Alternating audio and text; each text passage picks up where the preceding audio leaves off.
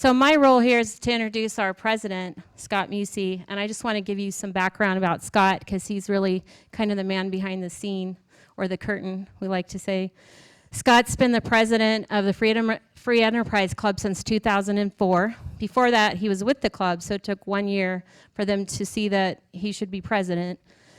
He has fought for policy victories on behalf of taxpayers and families, substantial income and property tax cuts, regulatory reform, expansion of school choice, and protecting our free speech. And prior to working for the club, he worked for the Home Builders Association and also worked in political consulting.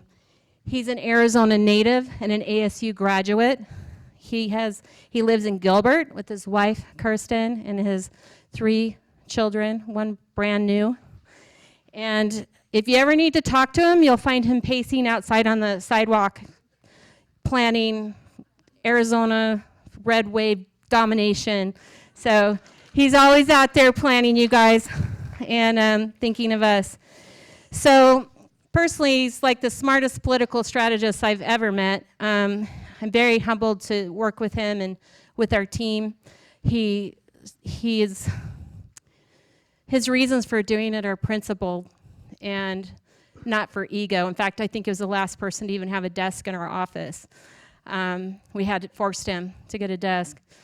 But he has a common sense approach to politics here in Arizona. He wants to save Arizona from Democrats. Do you guys want to save Arizona from Democrats? I know he does. I trust him completely. I trust his strategy. I'm humbled to work with him, and I swear you will not be sorry if you trust him also with everything he says. So Scott, come on up, and I'll hand this over to you.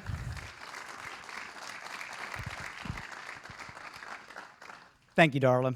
And speaking as the president of the club and been doing it for several years, you know, I remember sitting down with our vice president, Amy, talking about different things we can do to improve the club, improve our reach, and probably one of the best decisions we ever made was to start setting up a grassroots network and to start getting involved and making sure that there's an activist network here in Arizona. And with that, one of the best decisions, and actually when we met Darla a few years before that, was bringing her aboard. I mean, Darla, you've been great.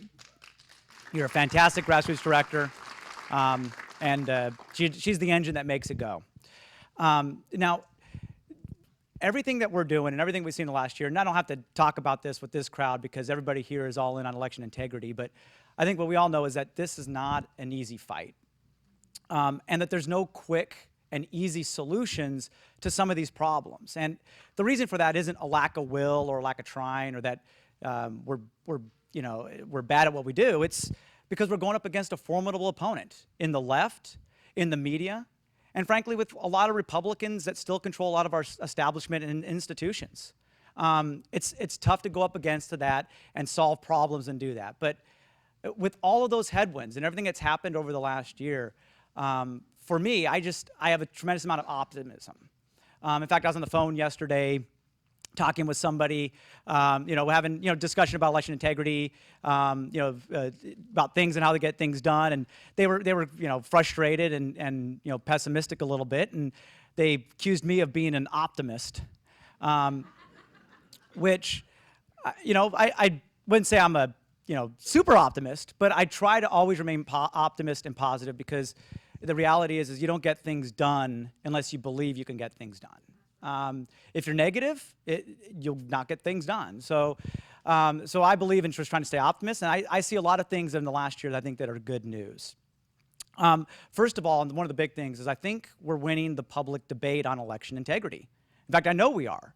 From where we started to where we are today, you can tell that not with people that are already, whether it be on the left or the right, that are the ones entrenched in making the arguments about these things. The general public, their intuition is to believe in that they want to make sure their vote counts and that it matters, and that we're taking that message out there and we're talking that and taking those messages out to the public.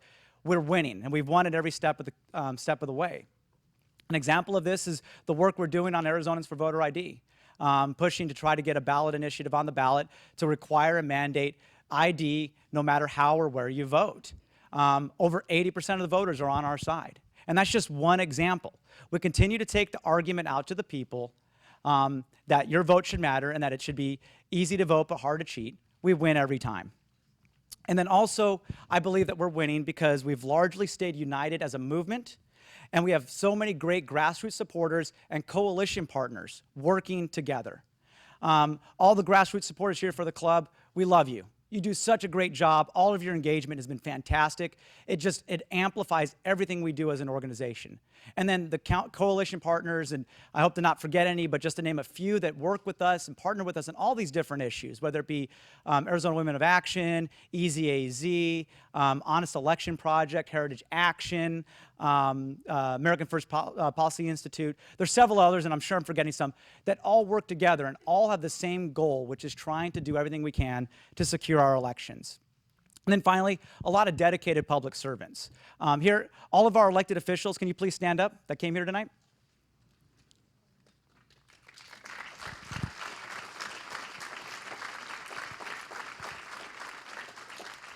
We need warriors out there willing to not only, when we're going down there to make our arguments, but be able to stand up and stand up for everybody in the state of Arizona, stand up for the citizens, and we need lawmakers that are willing to do that. And so we appreciate you coming here. We appreciate you caring about this issue.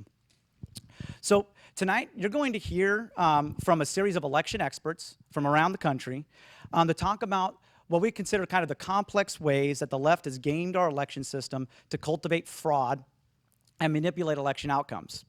You'll also hear about different solutions that we have crafted for this legislative session to address some of these problems. And so,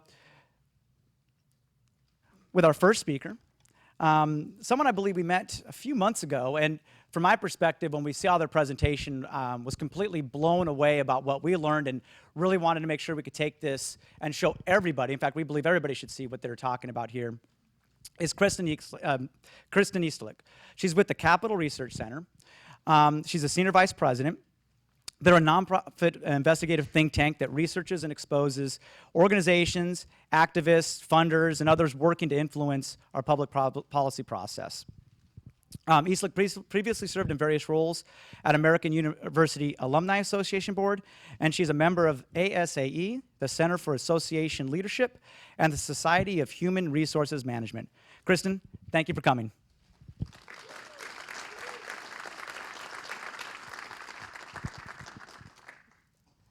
Thank you so much. It is so great to be with you guys, not the least of which because I, too, am an Arizona native. I grew up in Miami. Yeah, so that's coming back home. All right, let me make sure I know how to work these. The thing I want to leave you guys with today is that this is what you saw happening in the last election cycle has been happening for a while. And basically since at least 2005, and I'll show you how it even predates that, is that the nonprofit tail has been wagging the Democratic Party dog. Now first, let's set the stage of what we need to talk about with respect to political spending. So there are basically three things that we talk about when we talk about political money. And those three things are what we call hard dollars. That's what you're giving directly to candidates and PACs. This sort of amorphous thing of soft money. It can be the super PACs. No one has the same, no two people have the same definition for that. And then it's the charitable giving. And that includes, reality charitable giving is everything from what you give to your church to what you give to, say, the Heritage Foundation or another public policy-oriented group. And all of that C3 spending is supposed to be excluded from influencing the outcome of an election. But we're going to talk about how that doesn't always work. But first, let's look at the actual dollars involved. Now, again, we're looking at 2018. So it starts off with hard dollars at $5 billion for the cycle. Only 133 million, everybody talks about Citizen United was this terrible scourge on the world, did not generate that much in terms of money. When you're talking about this charitable giving to issue-oriented public policy groups, 21 billion. Let's look at it just a few different ways, and I don't want to spend too much time on this, but this is the universe. This is what the political differentials are. And this is new. This was 2018, so it's post-Trump. That used to be slightly an advantage of Republicans, or excuse me, conservative spending. This is what it looks like with that soft dollar. This is what it looks like with public policy groups. So for every heritage, there are about 5 or 10. We actually did the math we looked at the top 5 foundations of the left and the right, and we found that those organizations supported 900 left of center groups to 300 right of center groups. So when you look at it in actual scale, this is what we're talking about. So all the stuff I'm going to talk about is here, and all of what we're talking about was actually legal. So in 2005, coming off of what they thought was going to be a cakewalk of the George Bush reelection, George Soros and Peter Lewis, now Peter Lewis is the guy who founded Progressive Insurance, so every Flo ad I enjoy, but I don't, they are not my insurance company. They spent $500 million on the political party apparatus, all of the Democratic Party hard money and soft money, and they felt that they got nothing.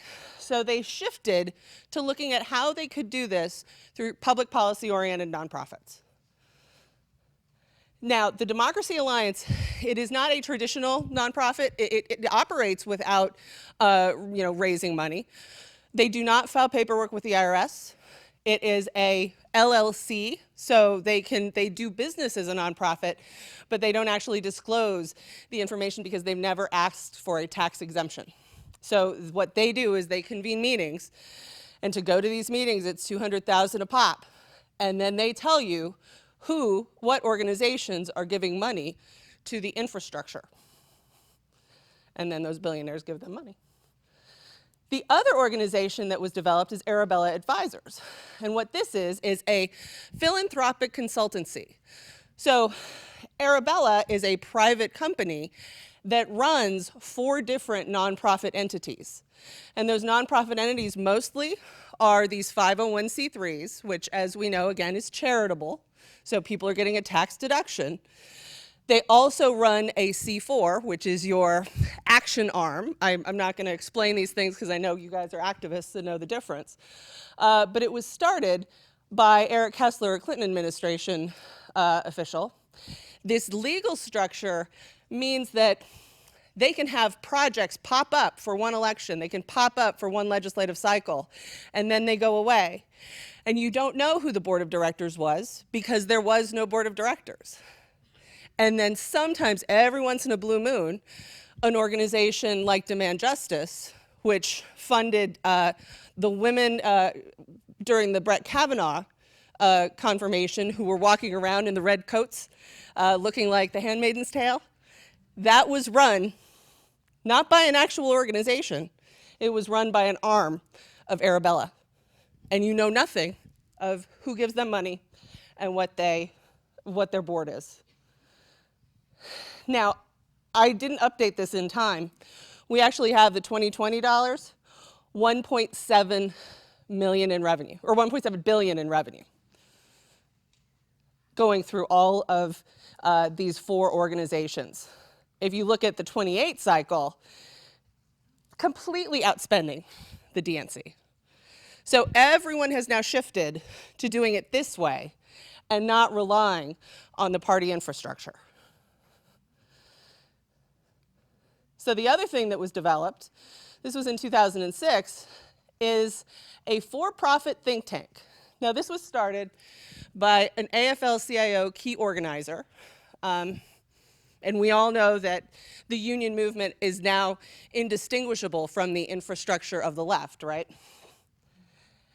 It's secret, so it's for profit. Most think tanks have to disclose some information because they're operating as a C3.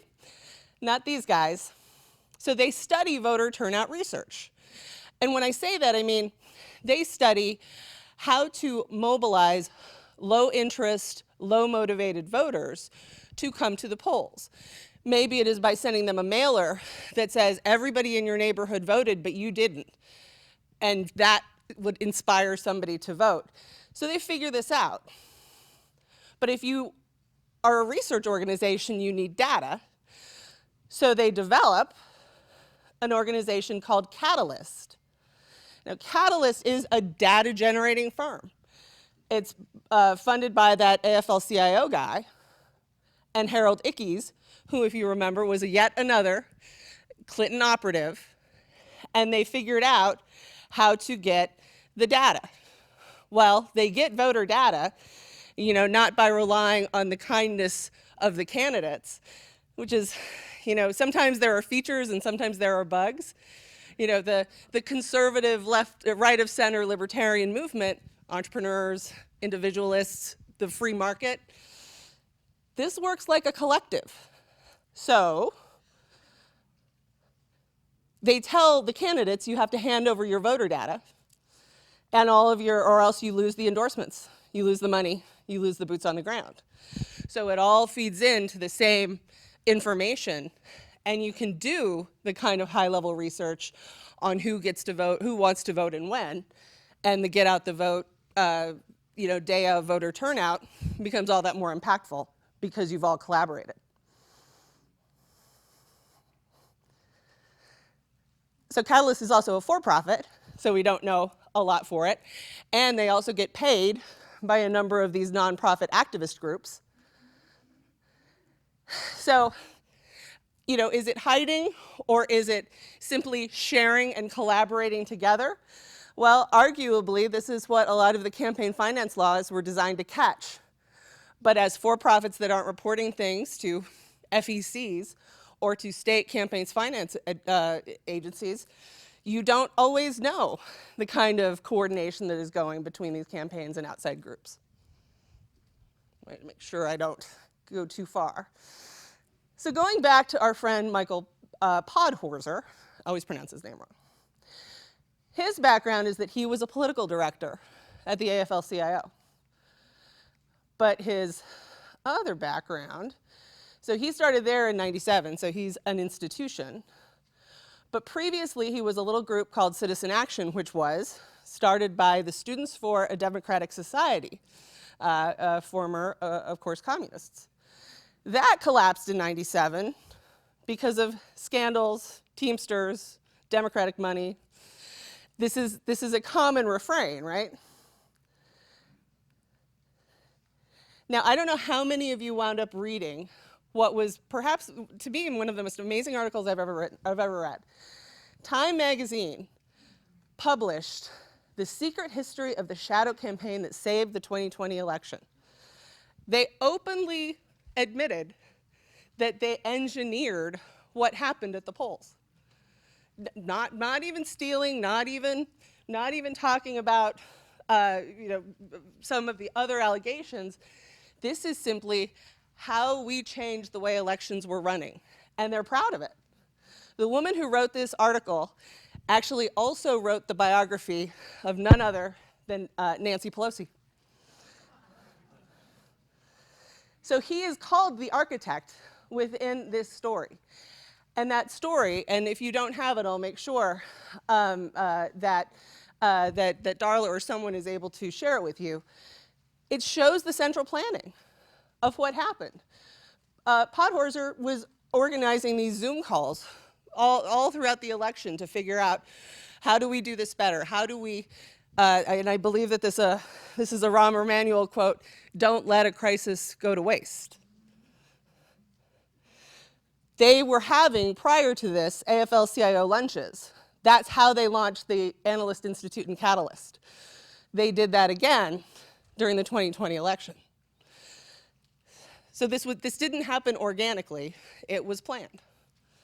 Now, this isn't new, and we all should have known about it before, because it's been written about. One of the most valuable books to understand how this all works is called The Victory Lab, The Secret Science of Winning Elections.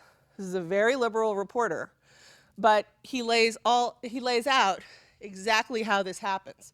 So this is probably a good read for a good understanding of how this happens. I'll give you a very short version of it. But we have to start a little bit behind. This all started in Colorado. Remember?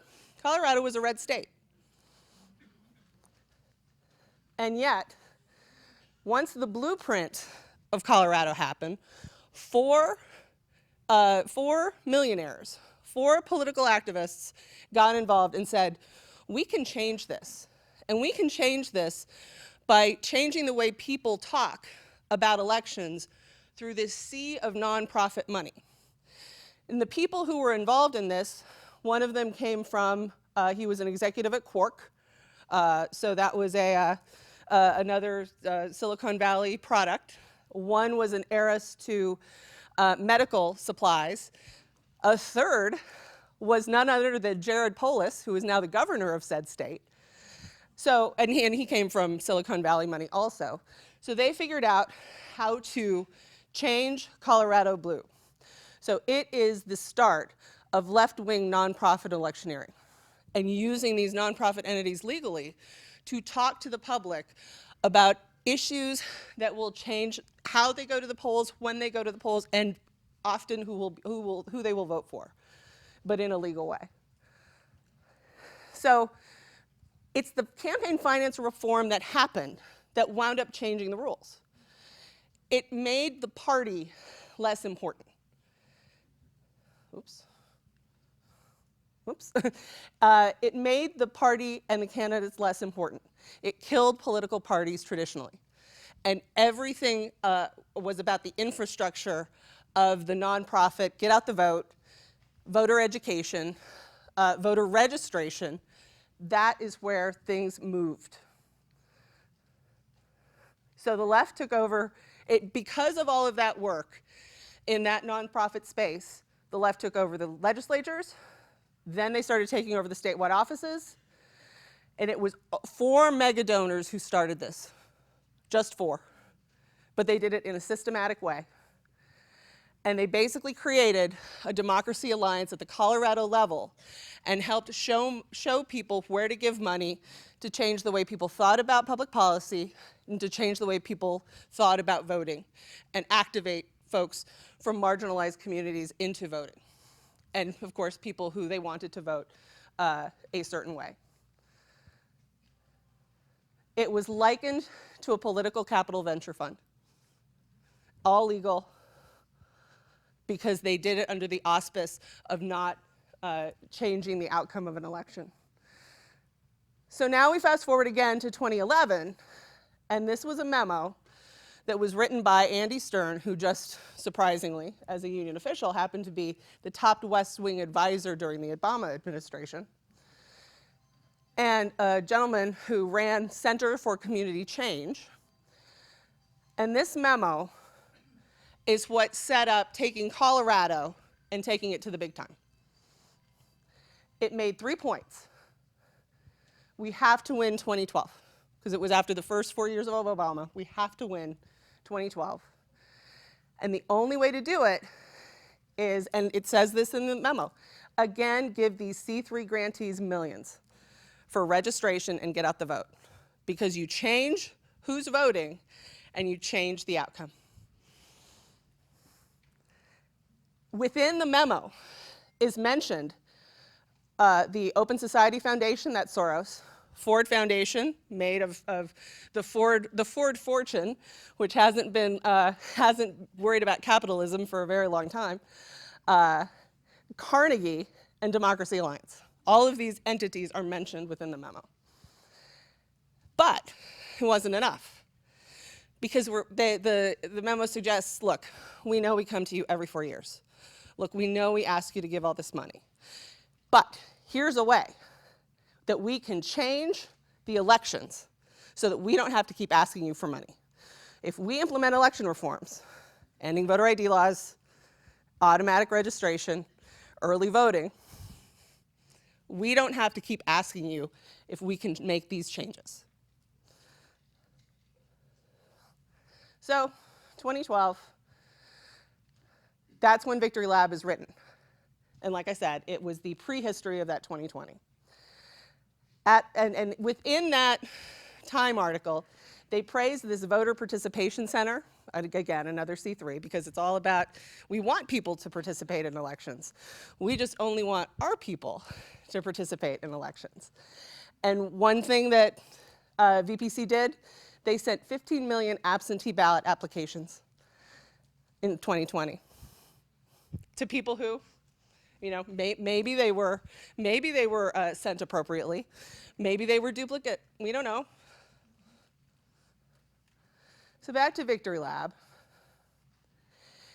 One of the things that is very interesting about this book is that it is open in how it talks about that it's an open secret here, that these groups are supposed to be nonpartisan. They're supposed to be doing things that are just about getting people to the polls. But there's no secret that the goal was to generate new votes for Democrats. And it also was honest about where this money was coming from. Philanthropies are also prohibited from giving money directly to nonprofits that is going to be used to affect an election. But Carnegie Foundation was mentioned in the Soros memo. And one of the ways that they would do this, here's the kicker quote. The tax code allows these nonprofit organizations to run registration, to run turnout, as long as it's not a particular candidate. And by organizing historically disenfranchised communities, that's the way. That's how you can gin up these Democratic votes outside of campaign laws. So that's the ballgame.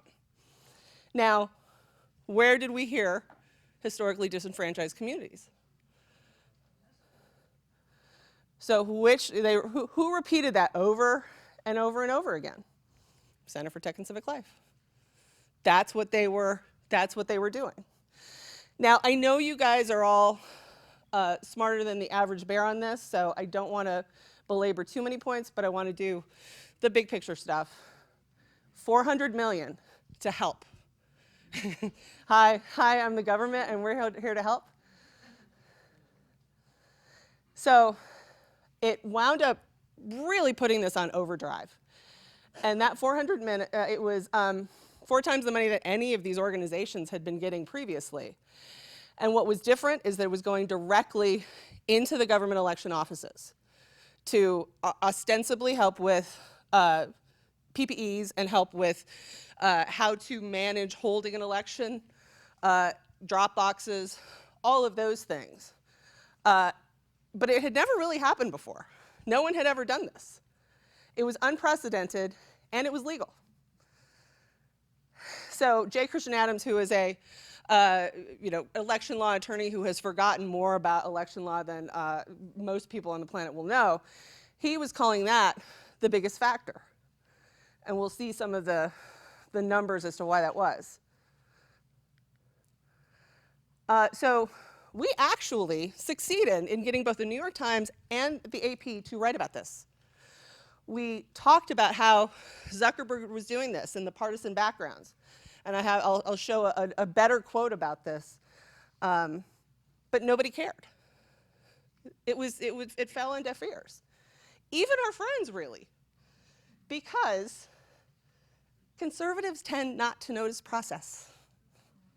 Conservatives tend not to notice process or show up at the, now I know you guys have changed and I know that there's been so much enthusiasm, so please, I'm criticizing the past, but show up just to help on the day of. Be present. That is not something that Republicans have been doing recently. Conservatives. I work at a C3. So our state-by-state reports show that the money goes disproportionately, well, I can flip that, to big cities, which are Democratic jurisdictions. Democratic votes in those jurisdictions surge much more, and obviously I have some numbers to show you. And then usually what winds up happening is the margin that those funded localities increase far outstrips the margin in the whole state for the vote. So let's look at this. So it goes to 2 C3s. One is the Center for Election Innovation and Research. How can that be bad? How can that be bad? Well, what it is $50 million. Now, this organization prior to this, because they didn't go start up a group. They went and found one that was already out there and wasn't doing much. It was previously less than 1 million. It was established by a prince of a guy who was at the Department of Justice, and he had to leave because of an ethics complaint, because he was helping an adversary. So then he was hired by the People for the American Way, and he tries to hide that because it's a very partisan, that's a very partisan organization. So he tries to hide it, and then of course he goes to the think tanks. His mark of status there was that he helped the Democrats evade an online registration ban. So CEIR, they got that was the Secretaries of State. And most of those were really about mail-in voting. And they also received major funding from the Arabella Advisors Group that I told you about. The remaining $350 million, that's where this Center for Tech and Civic Life, again, less than 1 million. And it was established by this group called the New Organizing Institute. It's now defunct. It was not a C3. It was a C4, so designed to be partisan, designed to have a possibility of having an impact on an election outcome. This was one of those things where at a Democracy Alliance meeting, all of the people around the table said, hey, you guys should give to this New Organizing Institute because they do good work. These co-founders were union operatives, and they were able to train thousands of Democratic organizers per year. Even the Washington Post called them the Democratic Party's Hogwarts for digital wizardry. And that is the group that became, the people who are in charge, are still in charge today of the Center for Tech and Civic Life. But no. We're just trying to get people injected into the election process. We're not trying to put our thumb on the scale. So again, it's the grants. And by the way, it wasn't just Zuckerberg money. We should be clear on that. There were other funders and partners. Google, of course, we know that Google has a 95-5 Republican to Democrat for what they give to employees, or what their employees and what their corporation gives to PAC. Facebook, they give 92% to Democrats, 8% to Republicans. Rock the Vote. And then the Center for Civic Design, which we were literally just talking about. That's the group that will go in and redesign your voting form. I'll let you talk about that. They will come back. So now, you guys know this, but it helps us show this to other people. So we see that the vote margin in these counties was 128,000, but the statewide victory margin was just 10. We can see it in Pennsylvania. And in this case, we know the highest per capita. Look at the difference there. For Philly, people got almost $6.50 per person, per voter, versus $1.10. So here was the vote increase. Republicans, Democrats. So you're looking at 180,000 margin in just those counties. And of course, that's how the state fell. I'll do one more in Georgia. We're looking at 307,000 votes, because of course everything shifted to Georgia at some point. And so the statewide margin was just 12,000. So that Zuckerberg money margin was 24 times the state margin. Oops. So the aftermath. Obviously there were state bans. You guys wound up banning it. We have been working to see what the communication was between the CTCL officials and the county officials have been. We see a lot of weird stuff in Wisconsin where basically the vote at home person ran their election in like 2 of their cities. They just ran the election, a nonprofit that has nothing to do with the city, not paid from the actual government dollars. I don't want to eat up the time, so I think there are some potential options in terms of research, in terms of action items, so sort of legislative solutions, and programs that can be done. But I know you guys are going to be talking about that, so I'll stop here and see if I can just very quickly get to, oops, I wanted to leave my information. So first I want to tell you that if you have any questions about the Zuckerberg stuff, you can go to capitalresearch.org. Influence Watch is another website that we manage that basically tries to share all of the influencers, both left and right, in the entire public policy sphere. And then that's my contact information if you have any questions. And I will hand off. And I think I'm only a couple seconds over. Kristen, thank you so much. Oh, yo, can I have the clicker? Oh.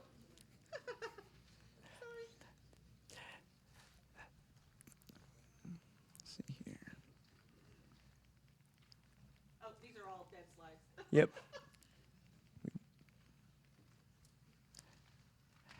So now I'm happy to announce our next speaker for our presentation here. His name is Jason Sneed. He is president of the Honest Election Project. He's the executive director as well. He is recognized expert and advocate for common sense safeguards that secure elections and protect voter confidence. Prior to heading up Honest Election Project, Jason was a senior policy analyst with the Edwin Meese Center for Legal and Judicial Studies at the Heritage Foundation, where he managed and developed the Heritage Election Fraud Database, which, if anybody has not seen the election fraud database that Heritage has put together, it is an excellent resource. Whenever anybody talks about, or the media or the left wants to talk about, oh, there's just no evidence of documented fraud, that database is an excellent place to go, no, there's actually thousands of documented cases of election fraud here in America. It's nonsense to say that there's no election fraud. So Jason worked on that project and did great work. And now with the Honest Election Project, working on a lot of good causes there, trying nationally to help make sure that we have strong election protections, and could talk a little bit about some of the things that are going to interact with what's going on here in Arizona. So Jason, come on up. Okay. All right. Thank you, Scott. And, let me just start by saying that the work that the Arizona Free Enterprise Club does is just unequivocally excellent. So I'm very, very pleased to be able to work with you and partner with you on the work that your team is doing. So my piece of the puzzle tonight is to talk about litigation.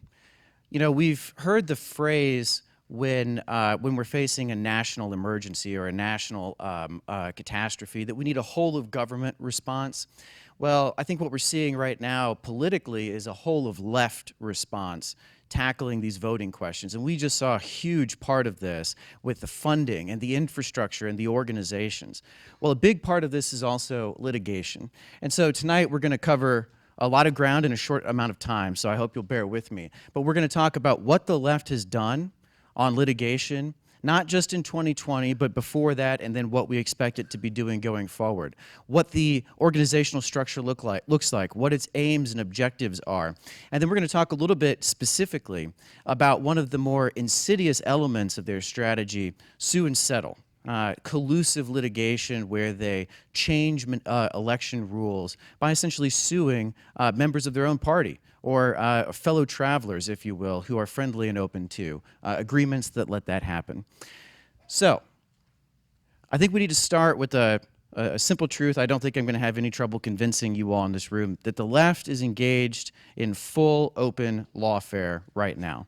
This is something that they have been doing for years. They've been building up the capacity. They've been gathering resources, developing strategies, really raising a litigation army. And, we knew going into the 2020 election that this was going to be an incredibly litigious election cycle because of the apparatus that the left had put together over the preceding number of years. But of course, we didn't know what we were actually getting into or how right we were going to be.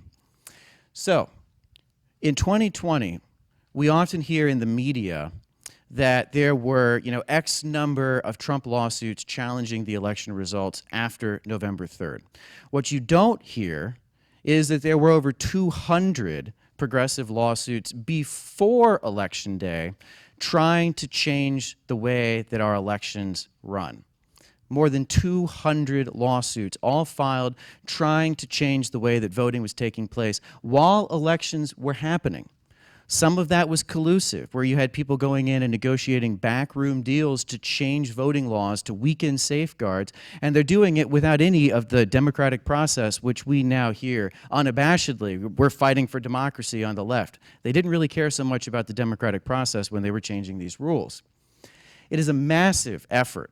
It is well organized. We just saw it is incredibly well funded, and it touches on all of the major players and a lot of very, very well-known familiar faces and familiar names.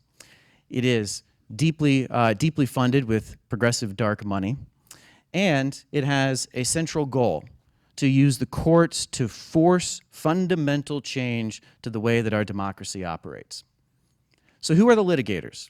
When I say that we're talking about this massive organization, who are we actually talking about?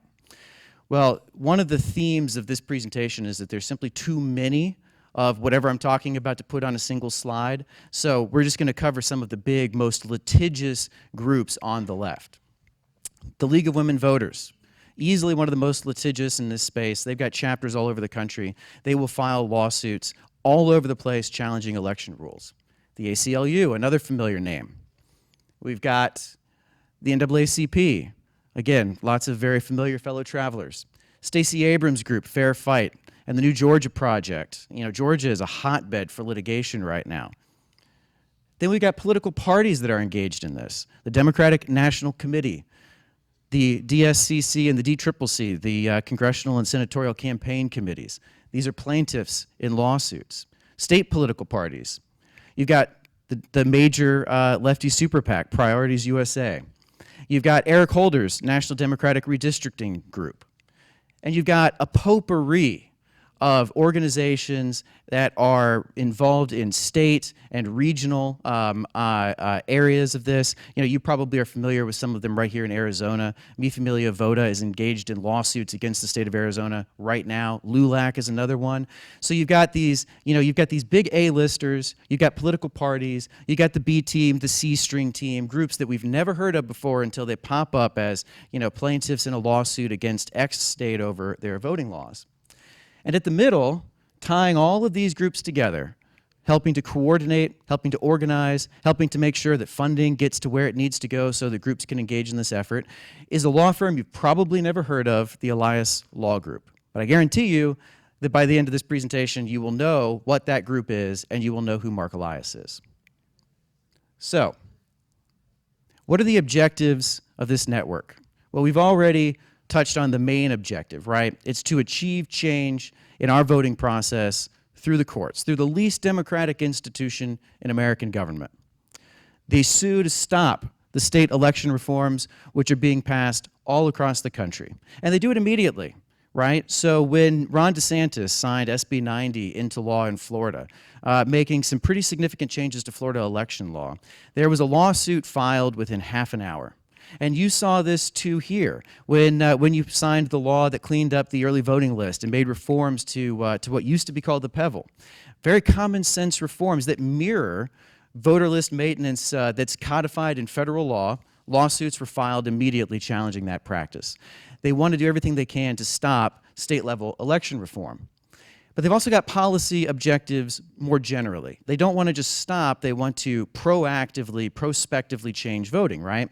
And they do this, they really do use the courts as a vehicle for policy change. The big one that they push is to expand mail-in voting.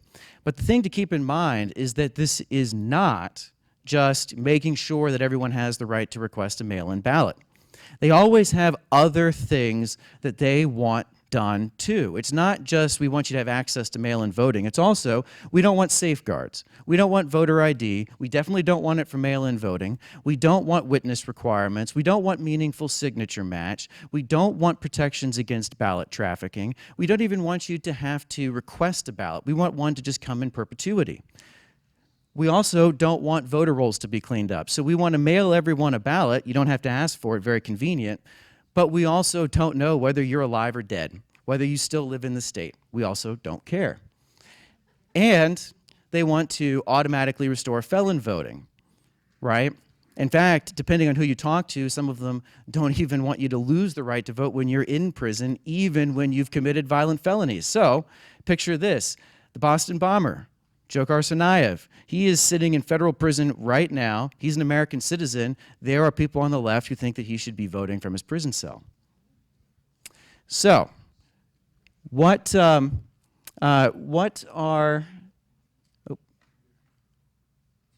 There we go. All right, so what are the groups doing in the court of public opinion as well? Well, they're desperate to sell all of us on the narrative of voter suppression. They do everything that they can. They don't just fight out in court to achieve these policy objectives. They know that there's other avenues too. There's Congress, there's state legislatures. So they try to gin up as much antagonism to even the most basic common sense election reforms. And they're all in on this narrative of voter suppression. But one of the problems that we know that they have and that they don't have a direct response to is that there's very little evidence to suggest that there is a nationwide problem of voter suppression. So what do? Well, these groups file lawsuits. And then they treat the lawsuits as evidence in and of itself that states are discriminating against voters. It's a really colorful circle that they've got. It's really cute. But this is an easy way for them to quantify an otherwise unquantifiable problem because it doesn't exist. So they create a nice little circle, right? Progressives hate voter ID. They argue that it's discriminatory and they demand action. So groups take action by filing lawsuits, which then get treated as evidence that there is in fact a problem, which then furthers the cycle demanding change. It becomes a self-perpetuating engine. And then they send experts to Congress to testify that we need a federal takeover of our election system. We need major sweeping legislative changes because of these problems. Look at the proof. We wouldn't be filing all of these lawsuits, I promise you, if there wasn't really a problem. Never mind that we get huge amounts of money to do this, and never mind that when we're asked, okay, well, what about the fact that this lawsuit got dismissed or that your plaintiff fell apart in deposition in this one? Well, it's too hard to win these cases, so make it easier for us. But I assure you, we wouldn't be doing this if there wasn't a problem. And so they're amplifying the politics of the moment, amplifying pressure against common sense election reforms at the state level and for federal sweeping unprecedented action. Now, I promised that we would talk about Mark Elias. How many of you know who I'm talking about when I say the name? Okay, actually, this is good. This is really good. This is more than usual. So the word is getting out. Well, Mark Elias is the left's leading election lawyer. He is a long-time player in progressive and democratic politics. You know, he was involved with Harry Reid. He was Harry Reid's legal counsel, Hillary Clinton's legal counsel. He has been a major force in democratic politics, and he helps to shape not just the left's litigation strategy, but also the way that the Democratic Party talks about and thinks about the entire question of election integrity and the entire question of voting rules. He is incredibly influential. In fact, I looked at a spreadsheet of all of the hard money dollars that he brought into his former law firm, Perkins Coie, in 2019, and it was over $60 million. And almost every major national Democrat used him and used his firm for their legal services. But he left Perkins Coie to start his own law firm in 2021. That's a typo, I should say 2021. He left to start the Elias Law Group. And you know, the question is, why would you leave a top-flight organization like Perkins Coie with over 1,000 lawyers on staff, and you're obviously making good money, you're doing good business, why would you leave? Well, if you ask him, Mr. Saintly, he's just fighting to save democracy. But don't believe everything that you read online. When Mark Elias actually, in his own words, describes what he's doing, he comes off very different than the sort of person who is just defending democracy. There was a puff piece that was published in The Hill just a few weeks ago, and I wanted to just call out a couple of ways that he talks about what motivates him and himself. He left Perkins Coie to start his own law firm because he wanted to only represent Democrats and progressive causes. And he was partially motivated by Donald Trump.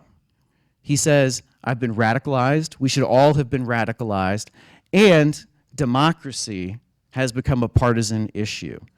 Now, I don't know how many of you caught President Biden's speech today or heard Vice President Kamala Harris's remarks or any of the other major leading Democrats, but that line, democracy as a partisan issue, is getting repeated out of everyone's mouth. So when I say he's incredibly influential, and not just on the litigation side of things, you know, he has the ear of the people who are leading the Democratic Party right now.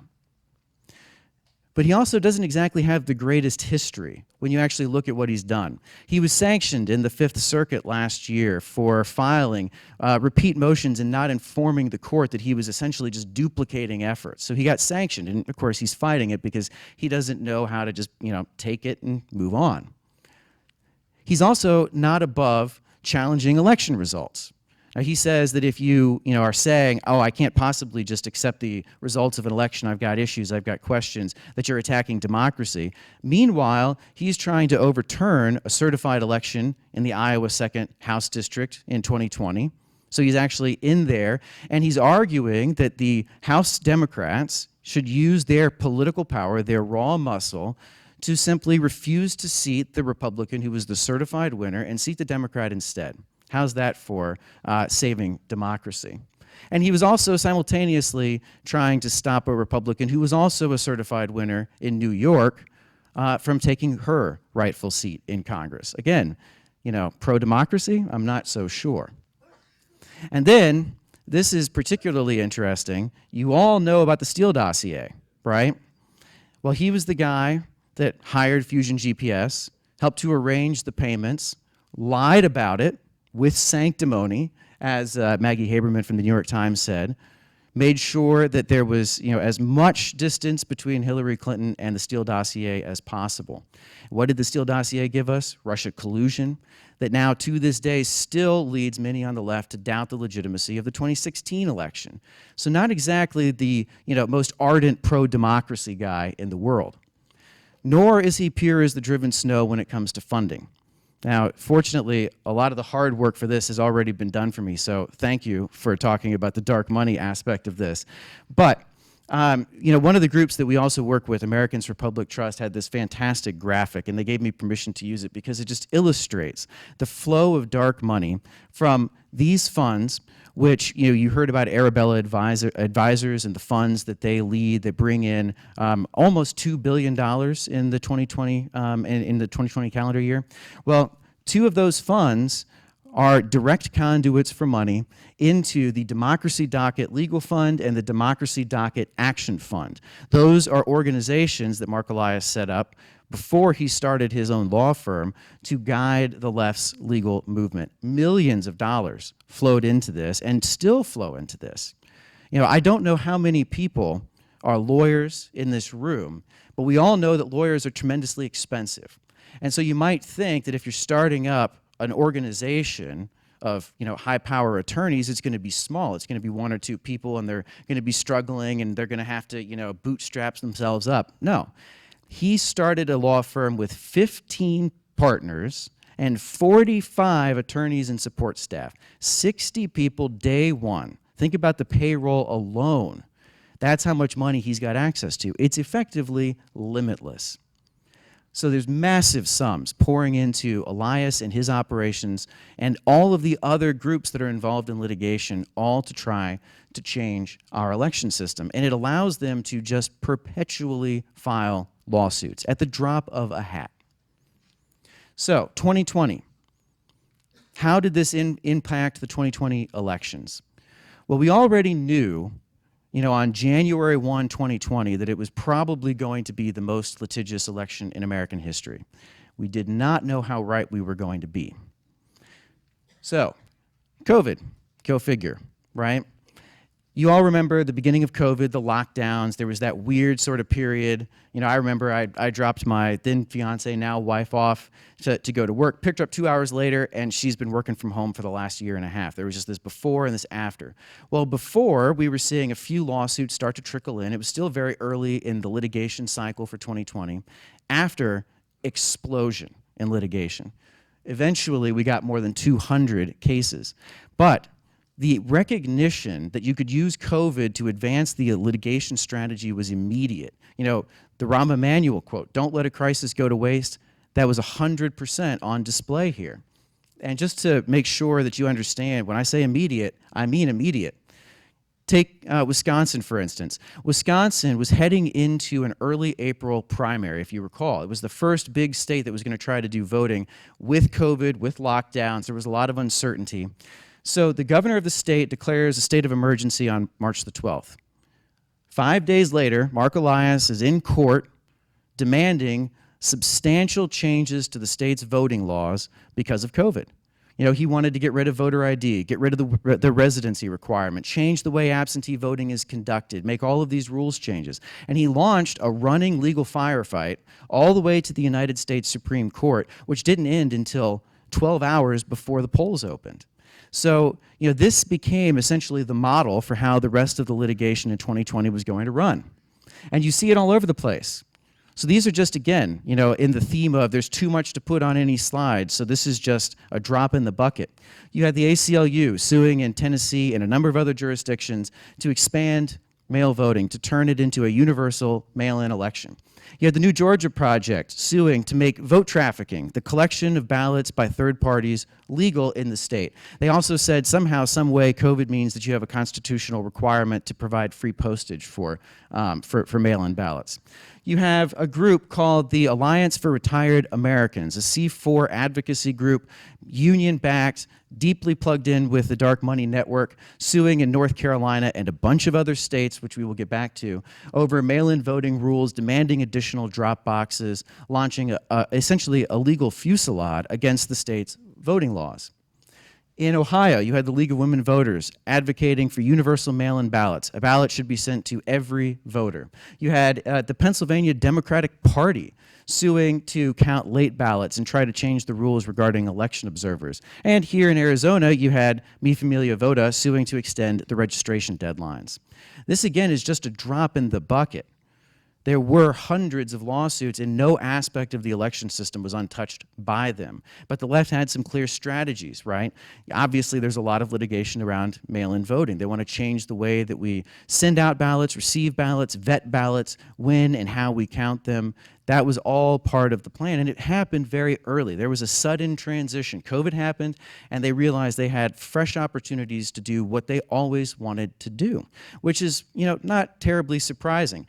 There's something I sort of chuckle at, right? H.R. 1 is the big bill in Congress. A lot of the elements of H.R. 1 they were trying to push in these lawsuits. But that's sort of like the rinse and repeat. It is, you know, whatever you need it to be approach to running an election. You know, back in the halcyon days, comparatively, of 2015, right, all of these changes were just ways to overcome barriers to the ballot box. It's just pro-democracy. Well, then, you know, come 2018, come 2019, it becomes a way to save America from Russian collusion and the impact of foreign interference in American elections. Then COVID happens. It becomes a way to save you from the virus. It's just whatever crisis you're facing, even if it's a manufactured one, somehow it always will be saved by mail-in ballots with no voter identification requirements whatsoever. And this brings us to the collusive aspect of this process.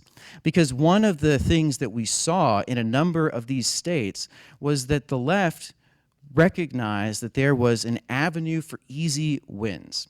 Because, you know, Mark Elias is a shameless self-promoter. I mean, if anyone is looking for lessons, I'm sure he'd charge you, but he'd be good. But, you know, he doesn't like to talk about his losses. So if you look at his website, if you look at his Twitter, basically he's undefeated. Now, the reality of that is that when state attorneys general step up and resist and actually defend state laws, he loses pretty frequently. When the Republican Party gets involved, as they did a number of times, when state legislatures get involved, when there's opposition, it becomes a lot more of a difficult road for him. And so he's looking for ways to get quick, lasting wins, and sue and settle collusive litigation provides that. So it proved to be highly, highly effective at changing election rules without opposition effectively. What is it though? Well, one judge in a Michigan case that was dealing with this phenomenon called it a friendly scrimmage. It's where you get someone who is going to bring a lawsuit. In this case, folks on the left will bring a lawsuit. They will sue a Secretary of State. That Secretary of State happens to be a Democrat.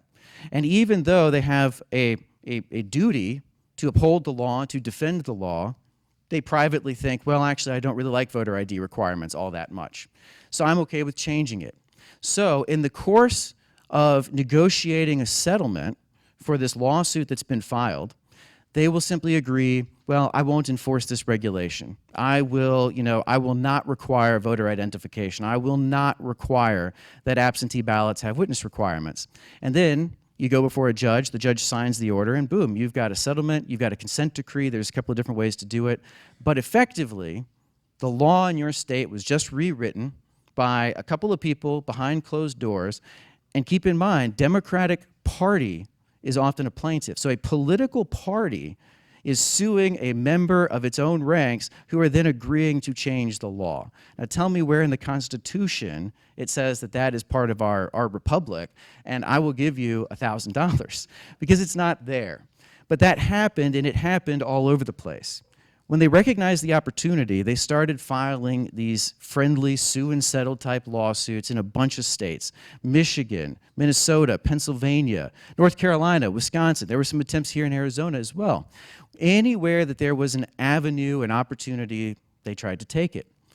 And one case study is just the extending ballot deadline. They wanted to extend the deadline for receiving absentee ballots.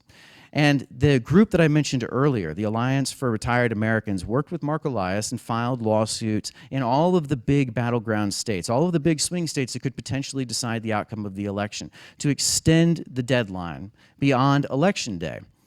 One of those cases that we dealt with was in Minnesota. My group actually backed a lawsuit there that pushed back on a consent decree that extended the deadline beyond Election Day. And we actually got a fantastic judgment in the Eighth Circuit on an emergency appeal that, in fact, there is no pandemic exception to the Constitution, right? Good. Breath of fresh air. But he tried this all over the place and was more successful in some than others. North Carolina's election code was massively disrupted when the state board there that runs their election system decided that they were going to just fold and agreed to significant changes to their voting process. You saw this attempt in Pennsylvania that sowed significant confusion. And there was a running battle in the Michigan courts. The Michigan legislature, thankfully, got involved and managed to hold off the attempt at extending ballots. I believe it was by 2 weeks without a postmark, which is obviously an avenue for fraud, but that was what they were pushing for. So, what can states do about this problem of collusive litigation?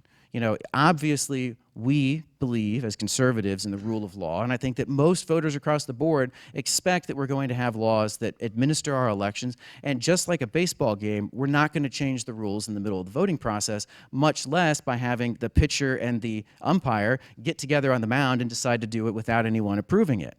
So, what can states do about this problem? Because I think it's going to be a problem that resurfaces again and again. Well, one part of this is going to be legislative. In fact, the big part of this is going to be legislative.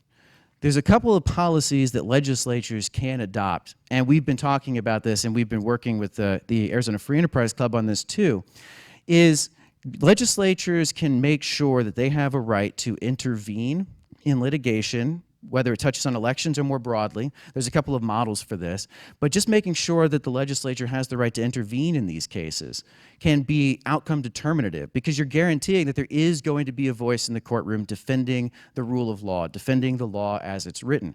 Wisconsin has this on the books and used it in 2020 to hold off a forced extension of their absentee ballot deadline and a number of other changes. It took some doing, but eventually the federal Seventh Circuit Court of Appeals recognized that right and prevented a consent decree from changing the rules unilaterally. The other part of this is by granting the legislature a right to approve or disapprove of settlements and consent decrees, particularly when those change substantively the law. Now that just sounds pretty common sense. It's something which undoubtedly would be tested by the left, but it has been done again in Wisconsin. That's a very good model to look at, and it's also been tested in court and survived. So that tells you that there is indeed an appetite when you're talking about judicial challenges to having this sort of authority. But it ultimately comes from a first principle that legislatures and lawmakers, in fact, make the law. And that's what we should be talking about when we're talking about elections in particular. So looking ahead, what can we anticipate? Well, we already saw that 2020 was the most litigious election, but that's only for now. There is hundreds of millions of dollars flowing into the left's efforts to use the courts to change the way that we do voting. So what we saw in 2020 could turn out just to be the prelude for something even bigger in 2022 or 2024. We'll have to see. But I don't think that it is going to stop. The left is fully invested in their strategy of lawfare. It provides them so many opportunities to use the courts as vehicles for policy change, to amplify their other narratives about voter suppression, and ultimately drive the entire progressive movement towards more sweeping changes to our voting laws and to oppose changes like voter ID or other very common sense election integrity measures. States that make it easy to vote and hard to cheat are going to get sued. That's just going to be par for the course, so don't be afraid if Arizona passes a good law and you get sued 6 or 7 times. That just means you did a good job. And you can expect that there's going to be tremendous pressure to have the federal government come in and wipe away all of that good work and launch a federal takeover of the election system by some mechanism, some way, shape, or form. But, and this gets to the point that Scott mentioned at the outset, and this is what I'll close on. We have to continue to be optimists. And the reason that I don't have problems being optimistic about this fight is because we are indeed winning the public battle. This is from a poll that our partner group HEP Action did. We've actually done a series of polls over the last year and a half or so. We've asked a very simple question several times. Do you think you should have to show a photo ID to vote? Across 5 months, in the middle of 2021, when the left was throwing everything that it could at voter identification laws, trying to convince the American people that they are designed to prevent, particularly in their language, black and brown and poor voters from casting ballots. As that debate is happening, voter ID got more popular, so you can see over 80% of voters at this time favor photo ID laws. And look what happened with black voters, a 13-point bump. They heard the argument and they rejected it. They said it is absurd that I can't get an ID just because of the color of my skin.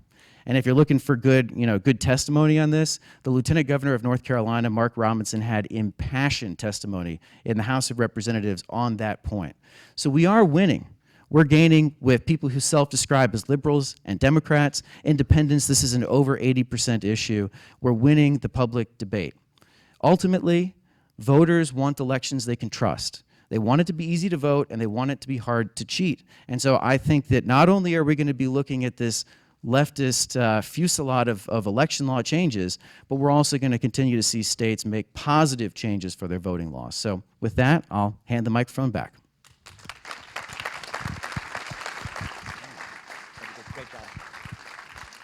Thank you so much, Jason. A couple things just from the club perspective on all this. For several years, we've been working on issues related to campaign finance laws, making sure that we're protecting our speech rights, First Amendment rights, and also election laws, election integrity. The organization first got involved in election integrity issues in 2016. And I remember back then, we started seeing these lawsuits popping up from Perkins Coie. And it was just, who are these people? They just keep suing all this stuff, all these things we're doing in all these different spaces. And it wasn't until later that I figured out that it was Mark Elias, who's been the architect behind a lot of this. And after we completed redistricting, and from our perspective, got very successful maps, We did a great job. Everybody that engaged on that issue here, thank you so much. The Democrats, they freaked out about a lot what happened with those maps. Well, who was the first person that came out and said that they're going to sue over those maps? Mark Elias. So he's everywhere, and he's not going to stop. Now, happy to introduce our next speaker. I remember when I was slogging up to the Secretary of State's office, having to make sure that we were complying with all campaign finance laws because, as everybody knows, there's a double standard. They always want to go after the right, and so we always want to make sure we're doing things correctly. I always made sure to seek out Gina when I was up there, trying to make sure that I was going to make sure not get a complaint from the Secretary of State's office. And so now she is the president of the Voter Reference Foundation, a national nonprofit foundation dedicating to ensuring free and fair elections here in the U.S. And she's here to talk about some of the voter registration issues and the laws and what we need to do to make sure we're doing everything we can to fight back against the fraud that's being inserted in those areas. So Gina, thank you so much.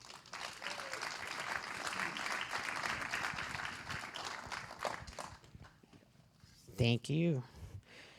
It's so great to be here. I am honored to be among these guests, and I love the Free Enterprise Club, and one of the first things I did when I started advocacy work was work with them to try to stop, at that point, I believe it was the Save Our Schools, trying to stop the ESA expansion. So thank you for all the good work you continue to do. I am going to talk a little bit about the observer rules, what happened in the last cycle, the statutes, and what we think we can do. So quantum physicists tell us that when matter is observed, it behaves differently. So we need to be there. We need transparency. This is the statute. That one line that says we will have observers, if you notice 16452, that is the statute that gives the procedures manual that's written by the Secretary of State the force of law. And Kristen talked about process and how very important it is. And if we don't pay attention, we get rolled. So that picture is an actual picture taken by the media of the observers in Philadelphia trying to see what was going on with the ballots. I have pictures like that from here in Maricopa County. We were not allowed to see what was going on in signature verification. They did it under cover of COVID, as a good friend of mine says. But this is the actual line, okay? You can only observe at a central county place and each point where ballots are handled or transferred from one election official to another. And then it lists what they are. The problem with that is a lot of the things we do are digital. So I'm going to go through what the statutes say, and then I'm going to tell you what I think the issues are, and thank you to the legislators that are here this evening. Only the county chair can credential. The way it's written is in the absence of a county chair, then the state chair can credential. I find that to be problematic because if you have a county chair that doesn't want to cooperate with you, you just have nobody. So we might want to look at expanding that ever so slightly. This is the observer appointment statute. If you see here D, this is new. Thank you to the legislature. We had so many amazing people across the state that stepped forward to be observers that the Democrats started sending people in from Oregon, California, and Washington, and I'm sure anyone who served as an observer remembers them. They had T-shirts that said, "Ask me a question," which, of course, you're not allowed to do. An observer should never interact with a voter. But yeah, you can no longer do that. You have to be a registered voter and a resident. Once again, where can you observe? At the voting locations and the central counting places. And then here's a big issue. The county recorder or other officer may develop additional local procedures. So that's a giant hole. They can do whatever they want. They can tell you you can't come in the back from 10 to 2. And if they're doing things electronically, you can't see them at all. If we have a beautiful system, Eric Spencer, who used to be the elections director, who's a partner at Snell Wilmer and is a brilliant man, will tell you we operate under something similar to the Articles of Confederation, right? Each county is their own entity. Each county makes their own rules. But you don't want to get into a 14th Amendment violation situation where people in a state, voters in a state, are being treated differently from county to county, and that's a very big hole. And they drove a truck through it. A big old truck. Okay, so here's what I think the problems are. Right now, only the county chair We don't want 30 people in a polling place. That's why it's limited. You might want to expand it to include the state chair, maybe a presidential campaign. It's a problem. We had in this cycle an issue with credentials in one county, and because I am nerdly and love the procedures manual and love Title 16, I knew there was something in there that said that the ballot measures can have an observer. So when I couldn't get credentials and they were going to start tabulation, I went to one of the ballot measure opposition groups and said, will you please issue credentials for me? And they did. So that is why, and that's the only reason why, in one of the biggest counties in this state, we went without having an absence of observers, or there would have been nobody there. Okay, these are the bullet points of what we don't have that I really think we need. There's no statutory requirement to allow observers at in-person early voting. That's a big giant hole. So the Board of Supervisors in Maricopa talked to, I'm waiting for but listen, they talked to the elections director and said, please let the campaign have observers there. That's why we were there every day. That's why we know what happened. F.Ann Rodriguez in Pima told me to pound sand. She's like, no, you can't have anybody here. There's nothing that we can do to compel them to let us be there. So when we started out this beautiful process together, we were cooperating. Then we got to a point where that stopped. But it would be very helpful if that was mandated, that they allow us to be there, because a good 80% of our voting in this state is done early, and a lot of it is done in person, and a lot of Republicans are doing it in person early because they don't want to use a drop box or the mail. There is no statutory requirement that observers be permitted in locations where electronic processing is happening. So signature verification. Because the statute, this is where the technology's gotten ahead of the statutes. Statute says where physical processing of ballots is taking place, where ballots are being transferred between election officials. Signature verification is done without the ballot. You're looking at an image of a signature on a screen and an image of an envelope. So that means I can't have people there. Again, Maricopa cooperated, but we had binoculars. And we were looking at the back of monitors for 3 rows, so you can't see what they're doing. And then in the 4th row, we were so far away that even with our binoculars, we still really couldn't tell what was going on. In the Ward v. Jackson litigation, after the election, it came out during the testimony that they had people off-site doing signature verification. We didn't have anybody there. You know, we don't know what went on. And that's perfectly in compliance with the statutes as they're written. There is no statutory requirement to allow observers to be present at third-party processing facilities like Runbeck election systems. So your ballots go back to Runbeck to get scanned. That's why we have the EV32 and EV33 report. We know when the ballots come back. The parties, those are reports for the political parties, so that they know who they don't have to call to get out the vote. They also do duplication of ballots. So we would have our observers in the processing center. We're very concerned about chain of custody. And at random points in the day, one solo worker would just walk in with a box full of pristine ballots that were duplicated at Runbeck. And that's all appropriate and part of the process. The problem, from a perception level and from the opportunity for fraud to be committed, is we weren't there. We have no idea where these ballots came from. We're just sitting and watching people walking in with boxes of ballots with no chain of custody. So it would be hugely helpful if it was mandated that observers be allowed to be present at these third-party facilities. All right, this is a problem of our making, and I understand how it happened.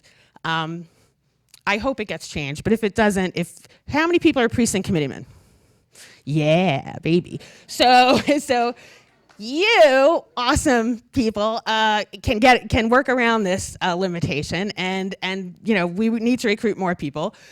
The voter registration rules in Arizona, and this is in 16168. They can't be published. They can't be crowdsourced. They can't, unless you're a PC, you're a member of the party. You cannot, in the work that I'm doing, you know, work with a lot of data. I can't send it to you as a PC, as Gina the PC. I can send my PC data from the county to another PC, but we can't crowdsource cleaning up the voter registration rolls because they can't be published. I understand there was an issue years ago with libertarians and precinct tear sheets and putting things online, and as a result of that, the legislature did what was appropriate at the time. But we're in a place right now where, in my view, unless we're able to see the voter registration rolls and see the vote history and see people that we know aren't with us anymore, whether physically or spiritually, whether they voted or not, it's not going to get better. So the points that were made by my preceding speakers with the wonderful team, this is an ongoing issue. They are not going to let go of mailing everybody a ballot. If they're in a blue state, the ballots are going to go out like the sun comes up in the sky. So we have to clean up the voter rolls. Crowdsourcing is an imperative. Okay. I hate the mail ballot forms, the request forms. I know there are good intentions behind them, but as we see, the road to hell or the road to Democrat rule is paved with them. So in Arizona, what the statute says is, and I'll go forward, there are two places in 16542 where it talks about another organization can send them out. I understand the party wants to send them out. People can go get them anytime they want. We'll talk in a minute about how very easy it is to sign up for a mail ballot. The Voter Participation Center, the Voter Information Center, all these groups that we talked about, they sent 15 million of these postcards out that were pre-populated. So when we're looking at this screenshot, well, let me go back, there you go. This is actually Virginia's form, and I use that for a reason. So in this election in Virginia, Virginia has a statute that says this postcard mail ballot application has to have the last 4 digits of the Social Security on it. That's a security feature, right? Well, the Fairfax County chief clerk unilaterally decided, no, we're just gonna take them. We're gonna take them without the last 4 of the social because COVID. So, because COVID, it's like a verb, it's an adjective, it's everything. So, they send them out, they're pre-populated, they're all filled in, they just start coming back with no less for the social, so there's no security. They just started processing and sent those people ballots. The Public Interest Legal Foundation, which is a wonderful organization, and J. Christian Adams did file litigation. They were denied for standing, which I think a lot of us are familiar with after the last cycle, a lack of standing. But this is an ongoing issue. In some states, the postcard itself, that signature is then used to verify the signature on your mail ballot. Okay? So if I'm living in my house for 27 years, and let's say I'm not Gina and I'm someone of terrible character and I want to affect the outcome. And I get this postcard from the Voter Information Center for someone who doesn't live in my house. And in theory now, and I sign it and I send it back. Now that signature is on file as the signature, so when they mail me the ballot, they're going to compare my signature on the ballot to my signature on this postcard. They don't do that here, and we should make it very explicit that they don't do that here. But in other states, that is what they do. So that's highly problematic, and I am in favor of restricting the issuance of these blanket 15 million to the parties. And I recognize there's a freedom of speech issue, but I also don't want to fight with one hand tied behind my back tied across a railroad track. All right, because it's that traumatic, right? Okay. So SB 1485 was a wonderful bill, and it survived, and it'll be litigated, but to do voter list maintenance on the Pebble or the Peeville, depending what county you're from. But there's another issue that's still there. I consider the Pebble the Hotel California, because you can get in, but you can't get out. So 16544H1 talks about the sign up. Look at how many ways you can sign up.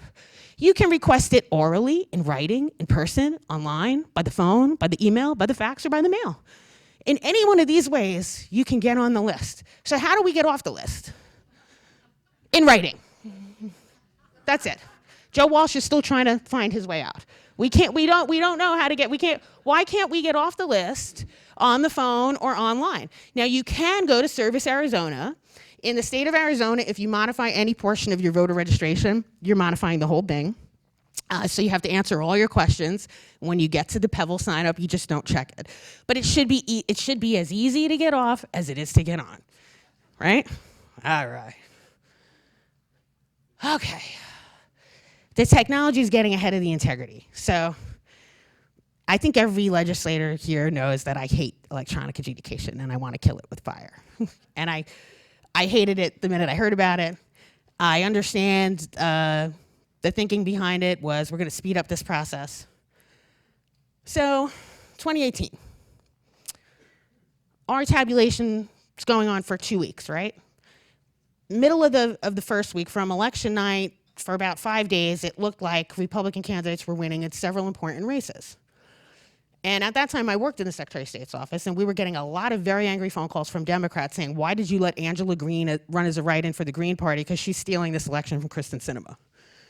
And then we get to week 2, and McSally started losing, and Republicans started calling, why did you let Angela Green run as a write-in on the Green ballot, because now she's stealing the vote. So I think after that, there was a lot of discussion about how can we increase confidence, how can we avoid this happening again? And I think people made an assumption that we're just gonna speed it up. And when they looked at the process of 2018, one of the most time-consuming processes within ballot processing is the duplication and adjudication board. And I would say that it's a hugely important thing, and I don't care how long it takes. I mean, I care in the sense that I want to be Florida and I want to do 15 million votes that night, right? I don't know why we have half that many voters and it takes us 2 weeks. It still took us 2 weeks after they implemented this. But what I don't want to do is automate things in such a way that you remove the integrity from the system. And to me, that's my personal view of electronic adjudication. So what it is for duplication and adjudication pre-2020 is Republican, Democrats sitting at a table, holding up the ballot, the actual ballot, and saying, what did this voter intend when they voted this ballot? So these ballots are only gonna get reviewed for voter intent if they kick out of the giant central count tabulator, right? So they put a big stack of ballots in. If there's a write-in, if there's a stray mark, or if there's an overvote, those are the 3 reasons, it kicks those ballots out on a separate tray. Then those ballots on that tray get taken to the duplication and adjudication board. And these teams of people look and, you know, sometimes passionately argue, no, I don't think that's what they meant, I think that's what they meant. And then they come to a decision, and then they create a new paper ballot. And it has a serial number on the old one, it has a serial number on the new one. And they take that ballot, the new stack of ballots, and they tabulate them. And all the votes for all the races get added to the tally. How is electronic adjudication different? So, the ballots don't kick out on a separate tray. That's problem number 1. That's likely why they weren't labeled with serial numbers initially when the audit team went in. So all the ballots go through, they're taking an image, this equipment, this picture of every ballot. So it's putting them in a queue, a nice electronic queue. Here are all the ballots that you know, have an overvote, a write-in, or a stray mark. Now you have a team, same thing, Republican, Democrat, looking at 2 monitors, 2 computer monitors. So they have an image of the ballot, and then they have software on this side that nobody knew about. I'm generalizing, but our county, our beloved county, had software that was created by Runbeck Election Systems called Novus. And I didn't see any public comment about it, and I looked everywhere. And apparently there's not a requirement that they have to give public comment or notification when they implement a brand new software as part of our election process. That software was attempting to pre-populate what the software thought the voter wanted to do. Okay, so now, but you still have the human element, right? We still have our 2 people. So in March, when we had our presidential preference election and COVID had first hit, they had a problem with having enough election workers. So staff at the Secretary of State went to assist our partners at the county. And I'm a Republican, and another worker's a Democrat. We sat down together, and we started to process. So I'm looking at the screen of the image of the ballot, and I'm writing on this piece of paper what the races that we're going to change and what all the other races are that are on the ballot. And my partners click, and it's gone. Click. So I look down, I write, I look up, it's gone. I'm like, wait, whoa, whoa, whoa, whoa, whoa. Go back. I need to see what it did. So if you're doing that and there is only like, I think there were 21 to 28 pairs at the peak, and 11% of the ballots in Maricopa County got adjudicated. That's 211,000. That's 1 out of every 8 ballots. So 1 out of every 8 ballots in the largest county in Arizona had to have a manual intervention from a team of people determining on your behalf what you meant to do. That doesn't happen when you vote in person, and the reason it doesn't happen in person is because if you put your ballot in the machine, if you overvote, it'll spit it out, okay? So you're losing that opportunity when you're voting by mail. Another aspect of this that is highly problematic for me is it separates that vote from the rest of the tally, okay? So when that ballot first went through central count, every race that just had one oval filled out got counted, and it got added to the tally in the sky. But that one race didn't get added. Then when you recreate electronically that ballot, then they add that one race separately. So, I'm old school. Don't separate one race off the rest of the ballot. Treat it separately. Have humans look at it. That's just my opinion. Kill it with fire, nuke it from orbit. Speed is not the result. It's not the end game. Integrity of the process is the key. All right. The voter registration form. The Center for Civic Design. One of the first things that happened when Secretary Hobbs came in was she was given the opportunity under a settlement. The name of the settlement's actually the LULAC settlement, if you're trying to find it. Secretary Reagan entered into a consent decree with LULAC that said, you know what, rather than go back to the Supreme Court and fight some more, I agree to create a new state voter registration form that allows federal-only voters without proof of citizenship to register. Terrible, in my view, terrible thing. I begged, I wasn't working up there at the time, I said, please, please, please don't do that.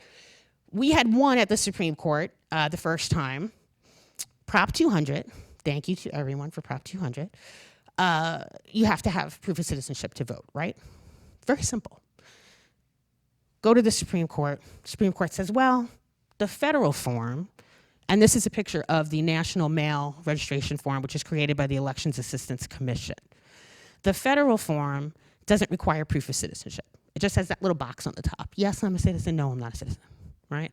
Our form, pre-LULAC settlement, was very clear. You had to attach proof of citizenship. If you don't have your driver's license number, the information in the boxes that proves you're a citizen, and you don't attach proof, we did not register you. We did not register you as a federal-only voter. We did not register you at all. We sent you a lovely letter and said, I'm sorry, you haven't attached proof of citizenship. If you sent in this form, we did register you. This is what the Supreme Court said. Federal only. You haven't proved citizenship. Okay, that's the status quo. We could have gone back later. I think we would have won. Definitely now we would have won, but we entered the consent decree. So what does the consent decree say? One form, register all the voters on the form. Now let's look at what the Center for Civic Design put together for us. This question was on the federal form, and we in Arizona didn't think this was a strong enough affirmation, but so first you got to check the box up there, yes. You notice there's no number on it, because before you even get to number 1, if you said, no, I'm not a citizen, they tell you, stop, do not go any further, do not pass go, do not collect a ballot, you're not voting. We get down here, the affirmation section, I am a citizen, I meet the requirements of my state. That's usually important here in Arizona, because Prop 200 says, what? Gotta be a citizen. And then this, penalty of perjury, if I've provided false information, I can be fined, imprisoned, deported, refused entry. It's kind of a big deal. It's a deterrent. That's what we have. The EAC, what the Supreme Court actually said was, if you don't like what the federal form says, you have a solution. Go to the Elections Assistance Commission and have them change the form. And then we finally got a I would say rational, other people might say friendly, chair of the Elections Assistance Commission, and they said, yeah, you know what? I don't see why we can't put a footnote. At that point, Kansas also was requiring proof of citizenship. Let's put a footnote. If you're in Arizona or Kansas, attach proof of citizenship. Then the rest of the EAC sued their own chair to stop that from happening. And that's the case that was working its way up when we entered the settlement, okay?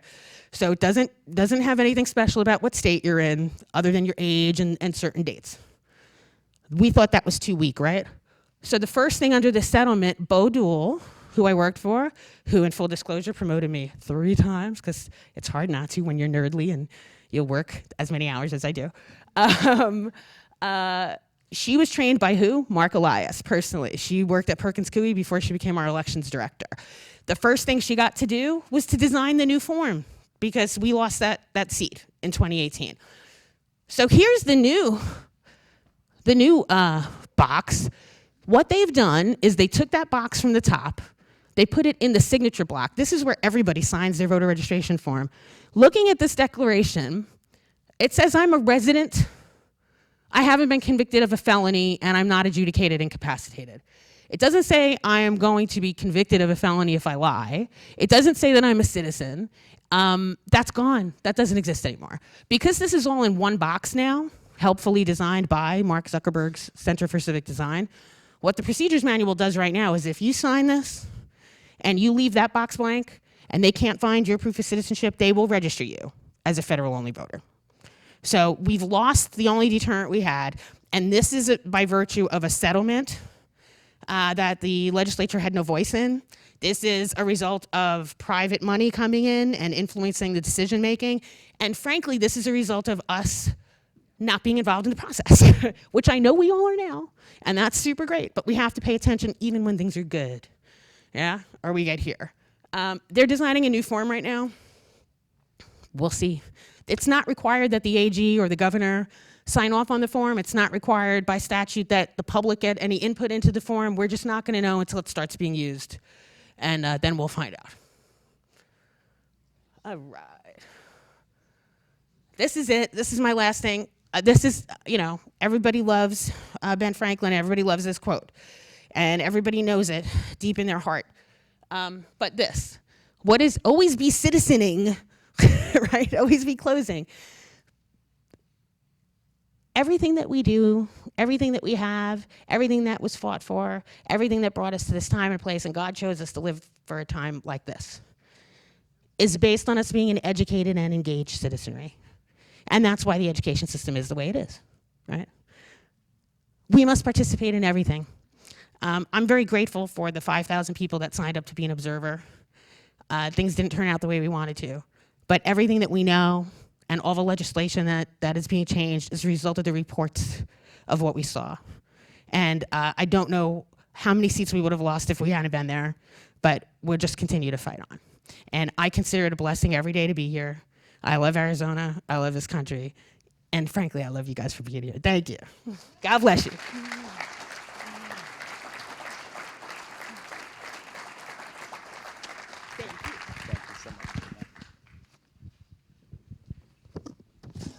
Great presentation, Gina. Thank you so much. And now, for our next speaker, here to talk about some of the other national efforts to undermine our election process is Ken Cuccinelli. He heads up the Election Transparency Initiative. Currently, prior to that, worked as the acting deputy director for the Department of Homeland Security. He's also a leading spokesman for the Trump administration on immigration, election security, and homeland security issues, and was appointed as one of the original members of their coronavirus task force during the COVID-19 pandemic. Also recently was very active in Virginia, working on those elections to make sure was where he came from. He was actually the attorney general there. Worked there to help make sure that Virginia there's plenty of oversight, transparency, and trying to stamp out the election fraud there. And I'm sure you can talk a little bit about that, part of the Virginia project and what he worked out there. So Ken, thank you so much for coming and coming to speak to us tonight. Thank you. All right. Let's see. Oh. Don't worry. I'll get there. Yeah, that's just because you didn't think I was going to use any of it. Wasn't sure. Hold on. Oh, well. I kind of like the flag up there, so I was kind of hoping we could put that back up. Well, good evening. This is definitely a unique setting as I walked by Spock on the way in. Very different than what I'm used to. But the seats are also very comfortable, so hopefully none of you are falling asleep. I'll try to keep you awake. But I'm going to keep you awake with a sort of bad news, good news story. So I'm talking to you about what's going on at the national level to attempt to essentially take over elections, to take it out of your hands, to take it out of your legislators' hands. It's appropriate we're talking today as the president and Vice President Harris were down in Georgia playing along their narrative some more. And as I said on Twitter this morning, you know it's bad when even Stacey Abrams won't show up with you on this issue. So that's pretty bad. And sure enough, President Biden rolled out his Jim Crow 2.0 line of narrative, which even, again, staying with the you know it's bad when, the Washington Post found was a complete lie on his part. I was a little surprised to see the Washington Post concede that point, they rate lies on Pinocchios, and they gave it 4 Pinocchios, and that's their highest lying rating. Again, you know it's bad when. And one of the things that the president said today is that Republicans don't want to talk about this. They just want to block, they want to obstruct, and what he's referring to, of course, is the Senate and the filibuster.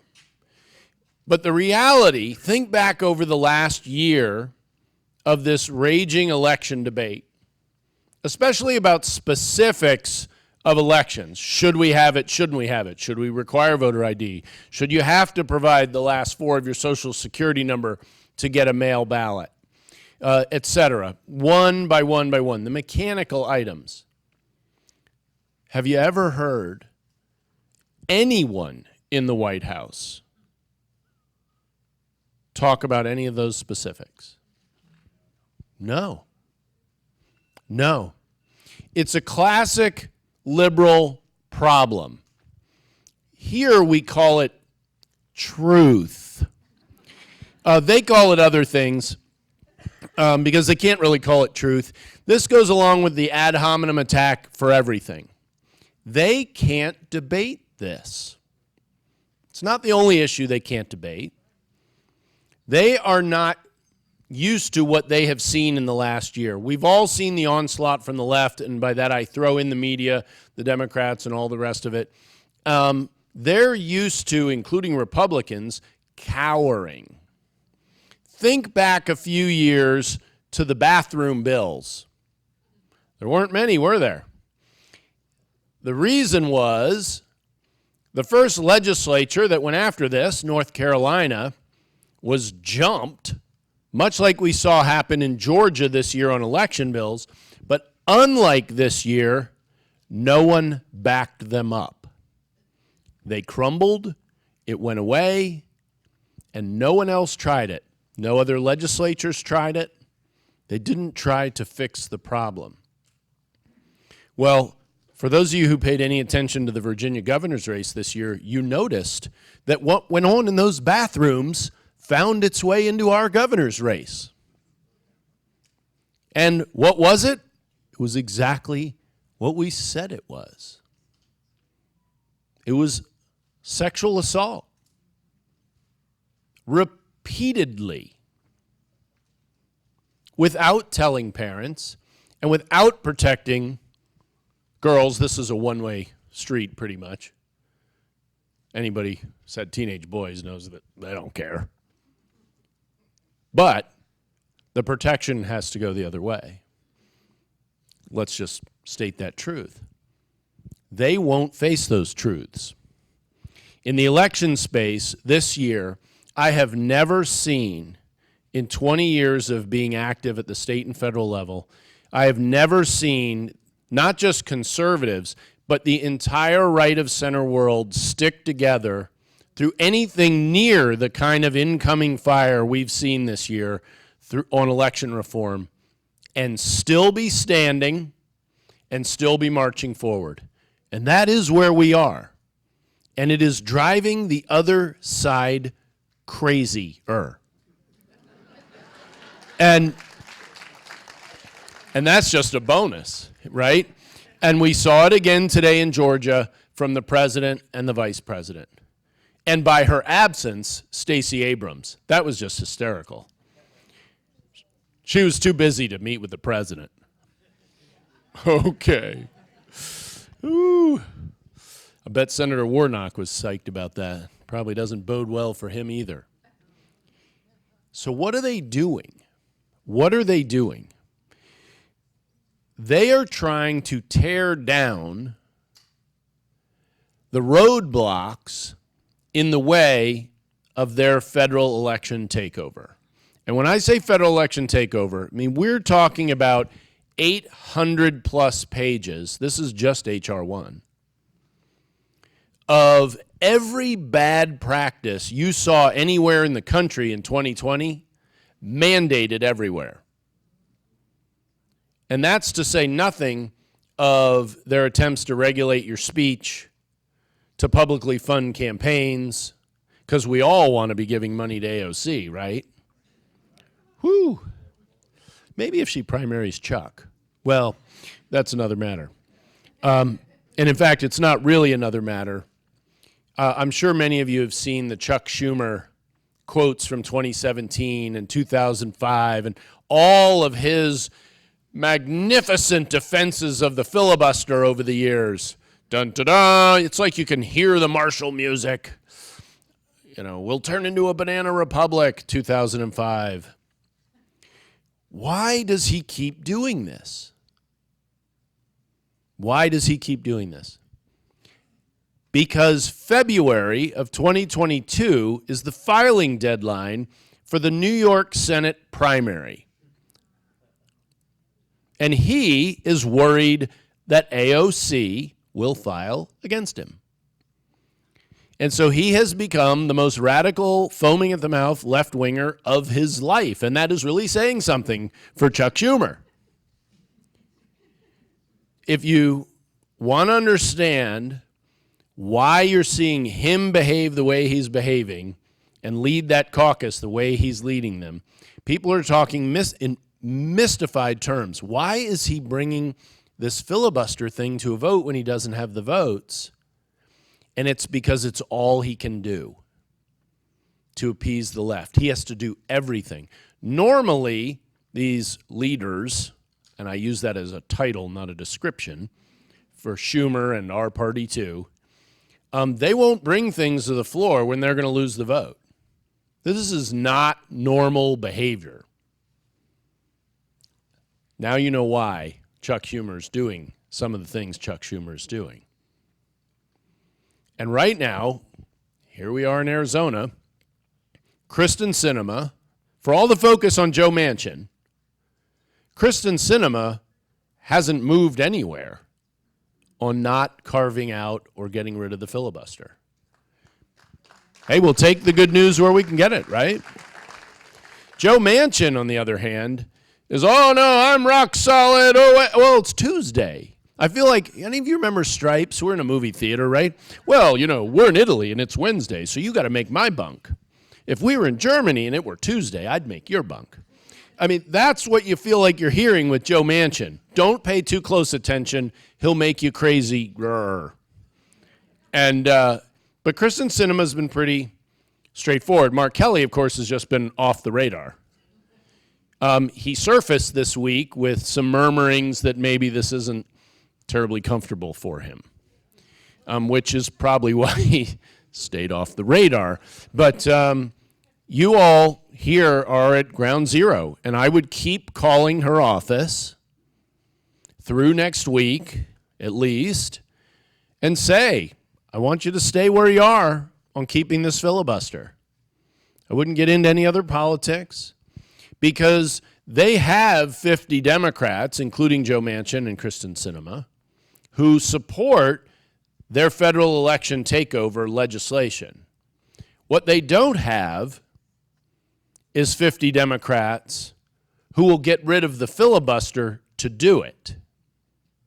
And the filibuster, for those of you who don't know, is the Senate rule that requires 60, a supermajority, 60 Senate votes to close out debate on a bill, which means that you can then pass it.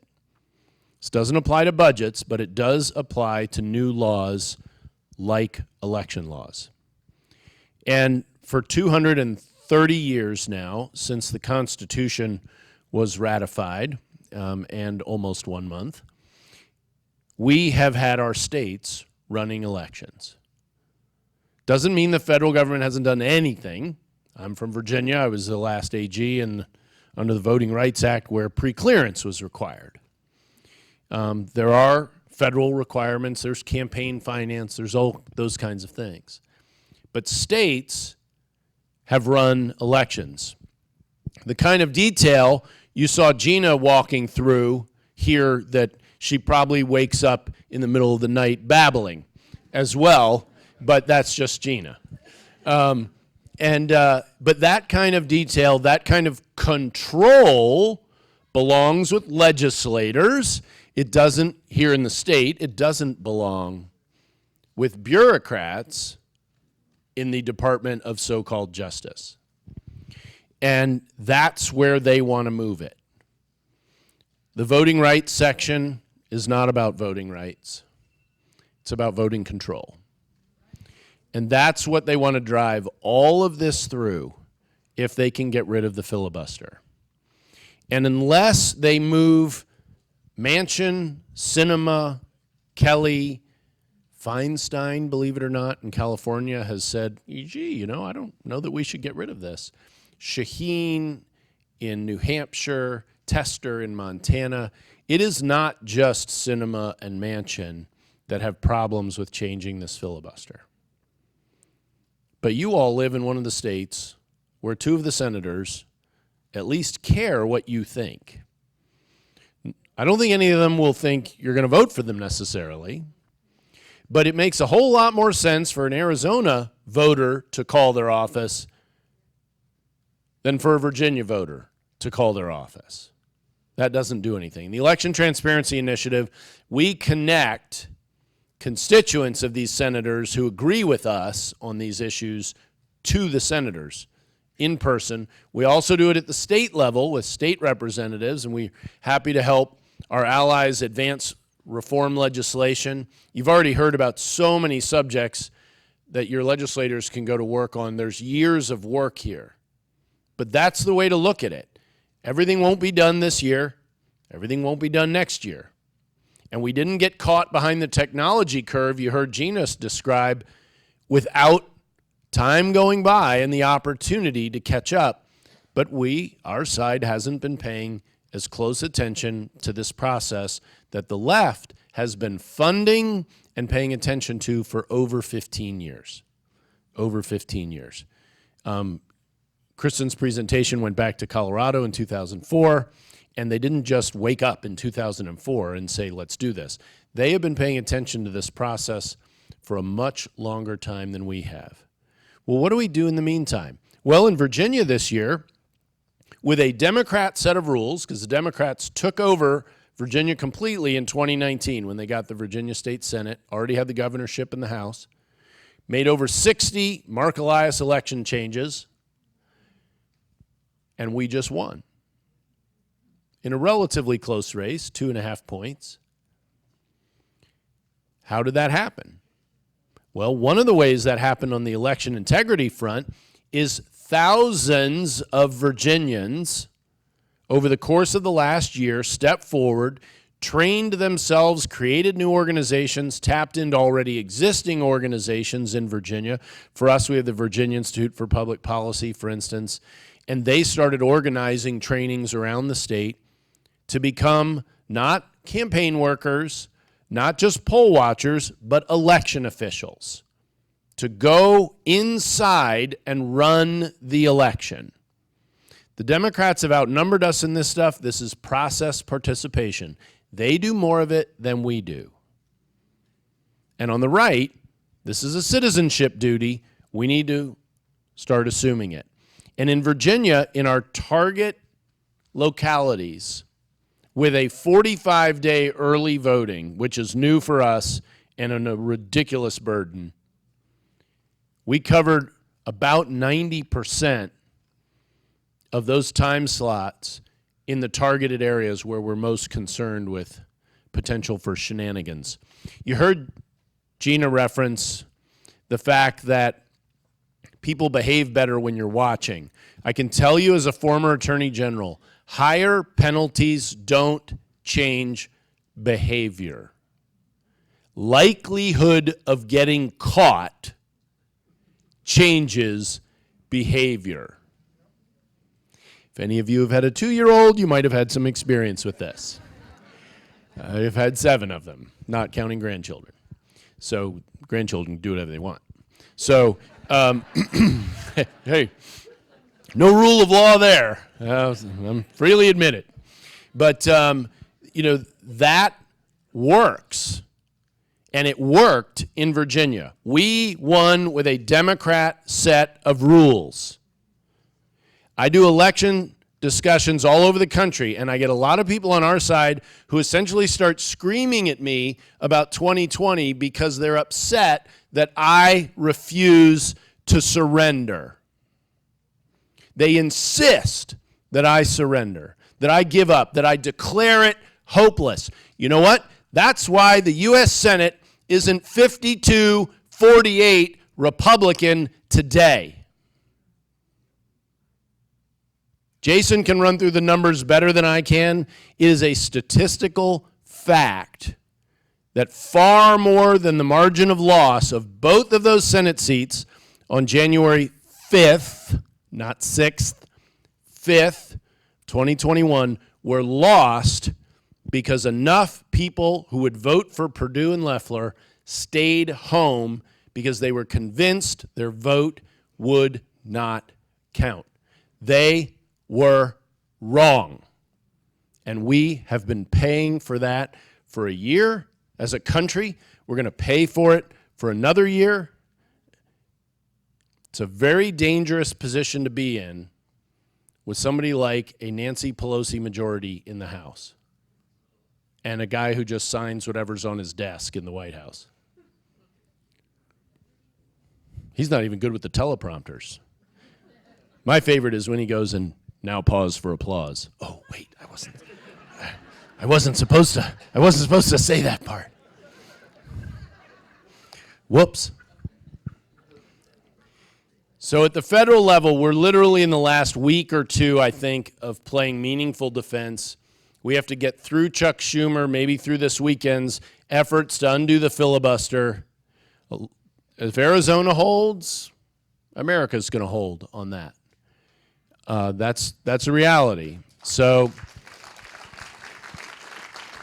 and I tell people I'm a Republican because they're wrong less. That's the best I can do. The fact of the matter is, people on both sides of the aisle can be right about things. And right now today, Kristen Sinema is right about the filibuster. And whether we would have voted for her or not doesn't change the fact that right now on this critical issue, she is right. And I don't think we do ourselves any credit by not being willing to say that, including to her office. And frankly, if you want to keep her staying in the right place, it probably behooves you to let her know you think she's right. And then go vote against Mark Kelly later this year. But now that's all defense. That was a lot of drama. I gave you some of the behind the scenes with respect to Schumer in New York. Literally just his home state worries are driving his behavior as the leader of the Senate. This was a lot more complicated earlier this year when we were dealing with all these different pieces of legislation, H.R. 1, H.R. 4, the so-called Voting Rights Act amendments, John Lewis bill. But it's come down to the filibuster. And right now it looks like we're going to beat it. But let's not forget what the other side wants to do. File this away. You heard about 2004 and you heard about 2008 and 12. They will bring this back. Outlawing voter ID, literally, despite the polling you saw from Jason that's been consistent even with the rhetoric.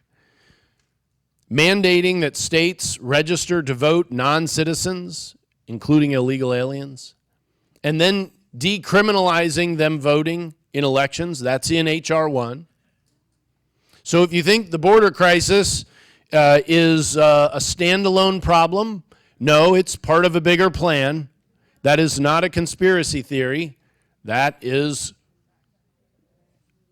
you can see it in the legislation they put in themselves and that their entire team supports without exception on that point. We are no longer dealing with people who have a different view of why or how America is or could be great. The majority of the Democrat caucus in Washington, D.C. believes America is not and never was great, and that the Constitution is a problem, not a solution. That is not the America most of us grew up in. My mentor in the Virginia General Assembly when I was a state senator was a Democrat. It's kind of hard for me to imagine that today for a new young legislator in Virginia. They have moved somewhere else. And it's away from our founding ideals, and our elections are the expression that we have to be able to rely on. And when I say we, I mean Americans. I'm not breaking us up into parties or groups.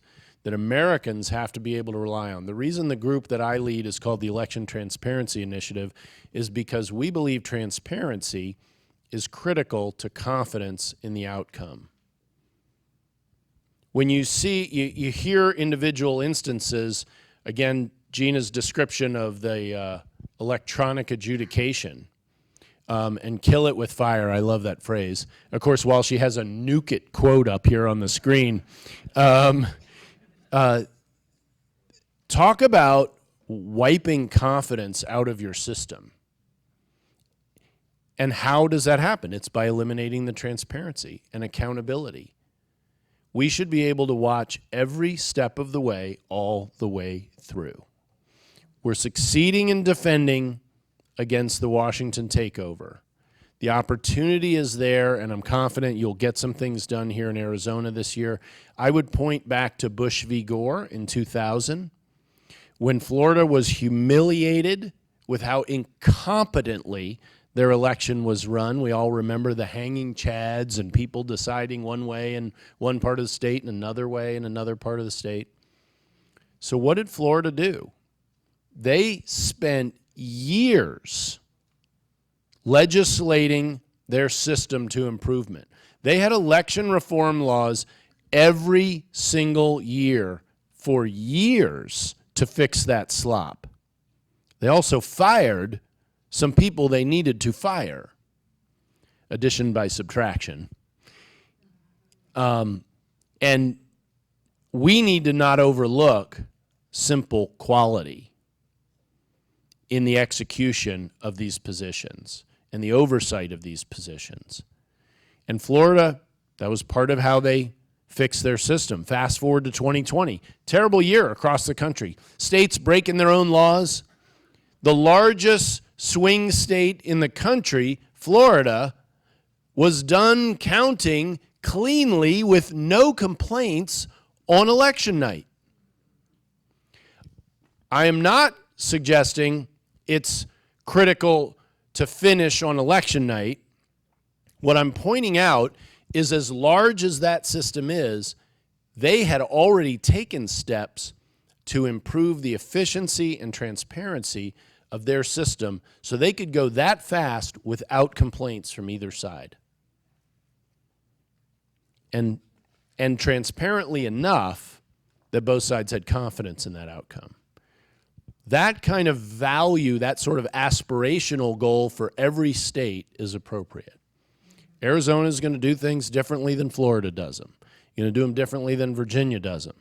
That's part of the value of our system, and I can tell you, having been the Deputy Secretary for the Department of Homeland Security during an election, where our responsibility there was primarily focused on securing the election against foreign participation, that having 50, plus the District of Columbia, different systems is very helpful in that regard. One of the problems that didn't get talked about all year with the Washington takeover of elections is if we essentially have one type of election, then it's a whole lot easier to hack. If you can cheat the system, you can then cheat the whole system. And the cost benefit for doing that for people who might consider doing it goes way down. And that's not a good place for America to be. It's not a good place for America to be.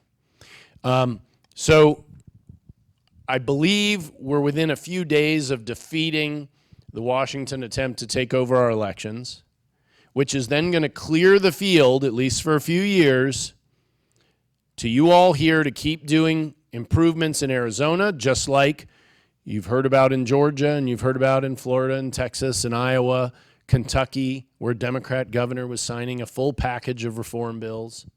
It doesn't have to be unipartisan. It can be bipartisan.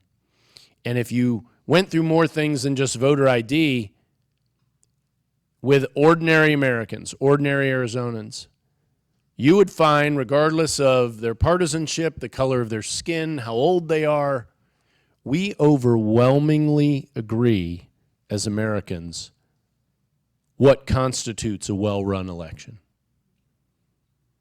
It's when it gets dragged into the political arena and you hear the kind of ad hominem attacks we've heard for a year, because we're all racists, right? Because we want to reform elections, because that's the way it goes. If you can get aside from that, we can improve these elections for the benefit of everybody, for the benefit of everybody in this country. And I hope we're on the verge of, as I said, clearing out D.C. out of your way, and organizations like you have right here that have focused on supporting good reforms in this state can continue to do that good work. There's a lot to do. There's a lot to do. This is not a one-year job. This is a many years job. And then for those of us right of center, we need to permanently be participating in this process at a level we have not done before. And I hope we've all learned that lesson. And when you compare the Georgia election last year at the beginning of the year and the Virginia election at the end of the year, you can see simple citizen participation will always be a critical part of a well-run election that you can have confidence in the outcome of. And I know so many of you are engaged. I saw a lot of those PC hands go up, that not being politically correct, of course. But it is Arizona. We call them something else in Virginia. But that kind of engagement and that kind of participation is absolutely critical to recruit other people to go inside these polling places and to be not only our eyes and ears, but to be the ones doing the counting, to be the ones running these elections. If we could clone Gina, that would be great, but there's moral problems with that, so we won't go there. But having said all that, thank you all for having me. I appreciate the efforts you all are putting in and your legislators have been putting in. I hope that Governor Ducey signs the bills this year and that no temper tantrums get in the way, unlike last year that slaughtered 21 bills in a day for no good reason, and that you continue to see improvements here in Arizona. You all are going to continue to be a swing state in national elections. You're going to be a focus this year at your state and the Senate election. You're going to keep getting attention for good or ill. And I hope you'll continue to be able to improve your system so the rest of America can be confident in the outcomes here, because it matters to all of us. It matters to all of us. So God bless you. Thank you for having me, and I appreciate the time today. What time is your border security rally tomorrow? What's that? What time is your border security rally tomorrow?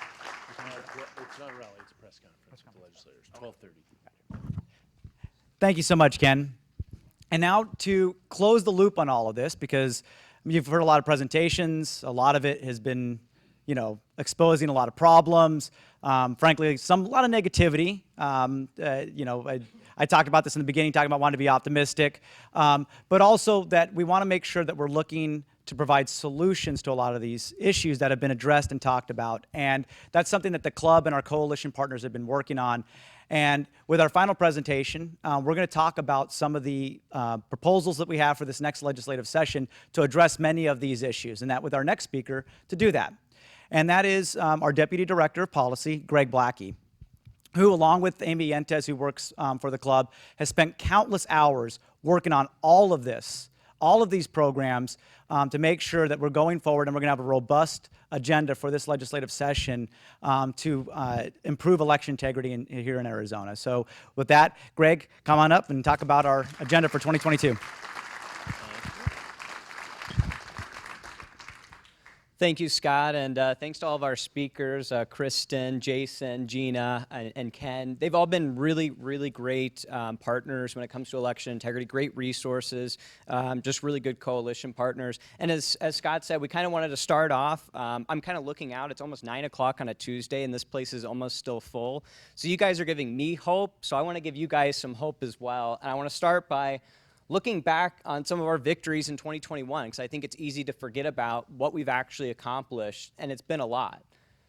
So first, let's look at some legislation. We started tonight with Kristen's presentation on Zuckbucks and CTCL money, and one of the first bills that was passed was a prohibition of private money in the administration of elections. That was one of the first bills passed and signed into law. That's a victory.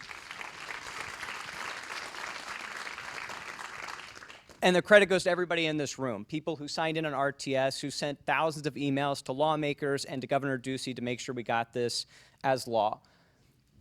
The next is the cleaning of the early voter list. This bill, and I just want to, we talked about how much nationally the Democrats are pushing against election integrity reforms in states. This bill died, I think, 3 times before it actually made it to Governor Ducey's office and was signed into law. When it got to the House, before it could be voted on, the entire Democrat caucus didn't show up to prevent a quorum so that the bill couldn't be voted on. And the Republicans had to sit for hours waiting for members who were sick at the time and tending to loved ones at their homes to drive so they could go vote for this bill. And when they got there, the Democrats rushed in so they could debate the bill. But it finally passed. And this is actually the first step in the process to make sure we clean the early voting list.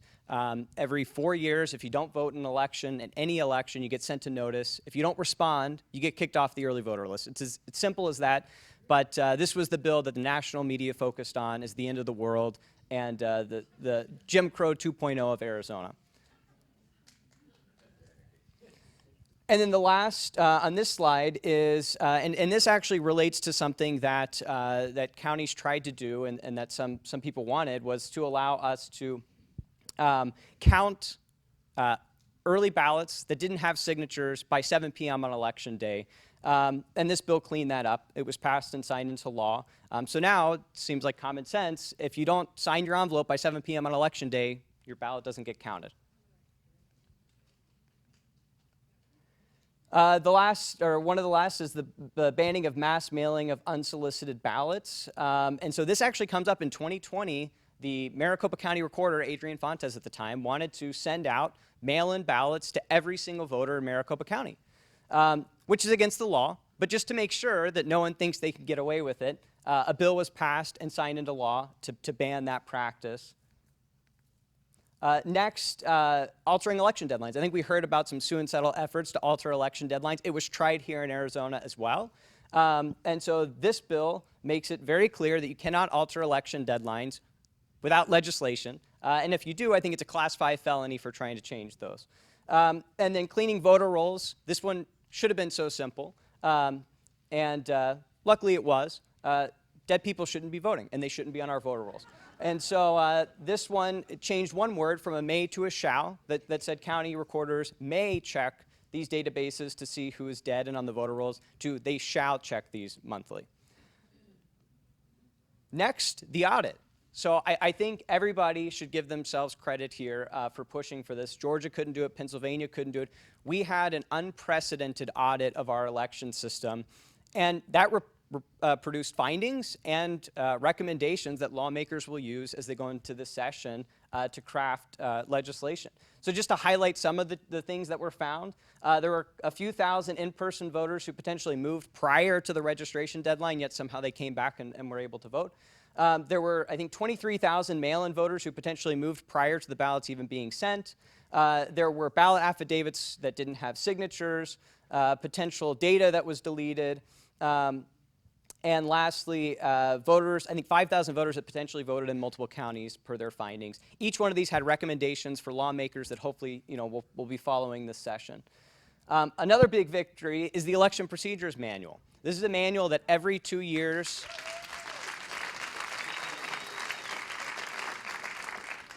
the Secretary of State writes an election procedures manual. I think Gina covered how that kind of carries the force of law. And this year, Katie Hobbs wanted to make a lot of changes. I'll just highlight 3 that everybody in this room took part in stopping to help protect election integrity in Arizona. Sabotaging precinct-level voting. She tried to do an end run around a Supreme Court decision that protected our practice of not counting ballots that were cast out of precinct. She wanted to do an end run around that, and you guys stopped that. She wanted to prevent cleanup of early voter lists with Senate Bill 1485. She wanted to delay this not until 2026, that some of her, but actually to 2027. We still believe that bill that's now law, county recorders can and should start sending out notices as soon as possible. And then lastly, making it easier for illegals to vote. There were mechanisms in that to actually send notices to people whose registrations were rejected because they didn't, or they found that they weren't a citizen, with a notice on how then to register to vote. Insane. And then lastly, as I think Scott mentioned, the database maintained by Heritage Foundation, which is a great database that Jason Sneed played a big part in, there were actual indictments in 2021 about election fraud that occurred in our state. Just to highlight a few of them. First, there was a Scottsdale woman who cast a ballot in her mother's, or cast her mother's ballot, who had passed away 3 days, or at least a couple days, before the ballot was even sent. So the ballot hadn't been mailed yet, but her mother had passed away. The ballot gets mailed to her house, and she casts it illegally. And there was a grand jury indictment for that. A Pima County man illegally registered to vote and successfully voted while in jail in Pima County, but he's unqualified because he's a convicted felon. Even though Democrats want to undo that, the law is they can't vote, yet this individual did, and there was a grand jury indictment for that. Lastly, 2 Yuma individuals collected 4 voted ballots and deposited them in drop boxes known as ballot harvesting or ballot trafficking, which is against the law in Arizona. So all of these 3 examples, and they're up on the Attorney General's website, this is actual fraud that have garnered grand jury indictments that you can point to when you're told that fraud doesn't exist and there's no evidence of it. Okay, so now turning to what must be done in 2022, how do we build on these accomplishments from 2021? We kind of have 4 things. So we have our legislative agenda, what the club will be pushing at the legislature next year, what everybody here should be signing in on RTS for, sending emails to lawmakers. The Arizona for Voter ID ballot initiative, volunteering as poll observers, and going out and actually voting. So first, our legislative agenda, and we've kind of broken this down into 5 things. You actually have a copy of this if you walked in and grabbed it, so you can be kind of following that as we go through. Implementing safeguards to voter registration, maintaining clean and current voter rolls, restoring confidence and transparency in our elections, increasing the reporting, auditing, and accountability of elections, and lastly, ensuring election security. So the first section, implementing safeguards to voter registration. This is the first point of election integrity, is making sure that only qualified legal individuals actually get registered to vote. And so one of the bills for this will be requiring multiple database checks prior to registration, but it also deals with the federal-only voter issue that Gina touched on with the LULAC consent decree. So I just want to go over some history. I know Gina covered a lot of this already, but just kind of a background. There's the National Voter Registration Act, which created the federal voter registration form, and it states that states must accept and use this form. There's Prop 200, passed in 2004, overwhelmingly by the voters, which created this requirement. The county recorder shall reject any application for registration that is not accompanied by satisfactory evidence of citizenship. That's not up for interpretation. The county recorder shall reject if it doesn't include evidence of citizenship. Unfortunately, we were sued, but not surprising. In 2013, the Supreme Court decided this. It was actually a 7-2 decision against us, and Justice Scalia wrote the opinion of the court. Basically said that requirement that we accept and use the form means that we can't require anything outside of what's on the form created by the Election Assistance Commission. So we have to accept these and register them as federal-only voters. At that point, we were still rejecting state forms. It's our voter registration form. We can do what we want. Then we were sued, saying that that violates equal protections, and unfortunately, then Secretary of State and the county recorder entered into a consent decree saying, fine, we'll treat state forms the same way we treat federal forms.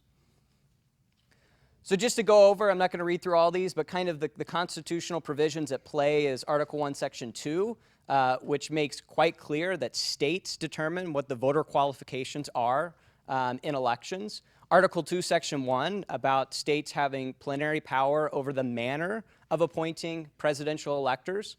And then Article 1, Section 4, the times, places, and manner clause. This is actually what the Supreme Court relied on in their ruling in Intertribal Council by saying that the Congress may at any time by law make or alter such regulations except as to the time and places of choosing senators.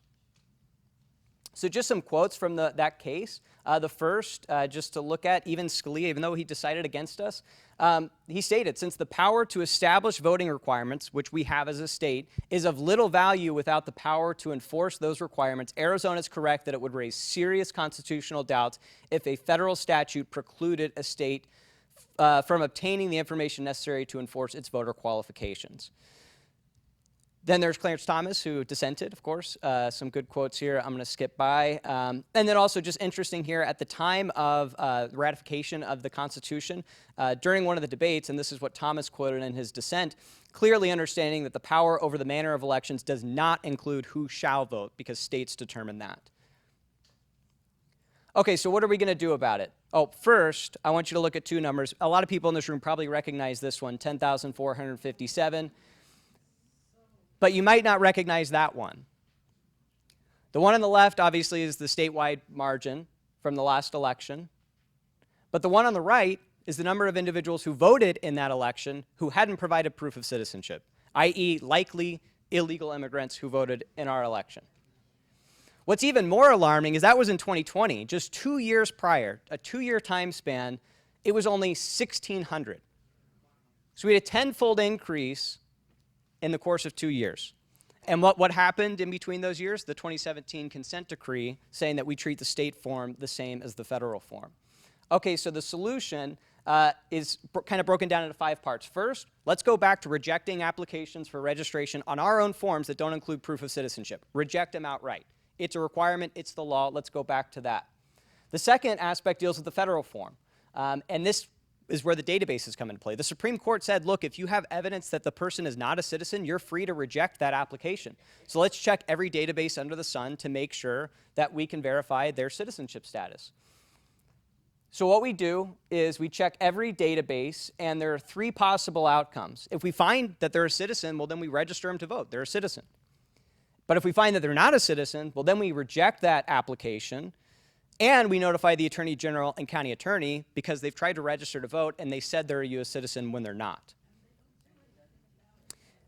And then the last outcome would be if we can't find them in any database, we've checked everything, then we would send them a notice requesting that they send us proof of citizenship within 30 days.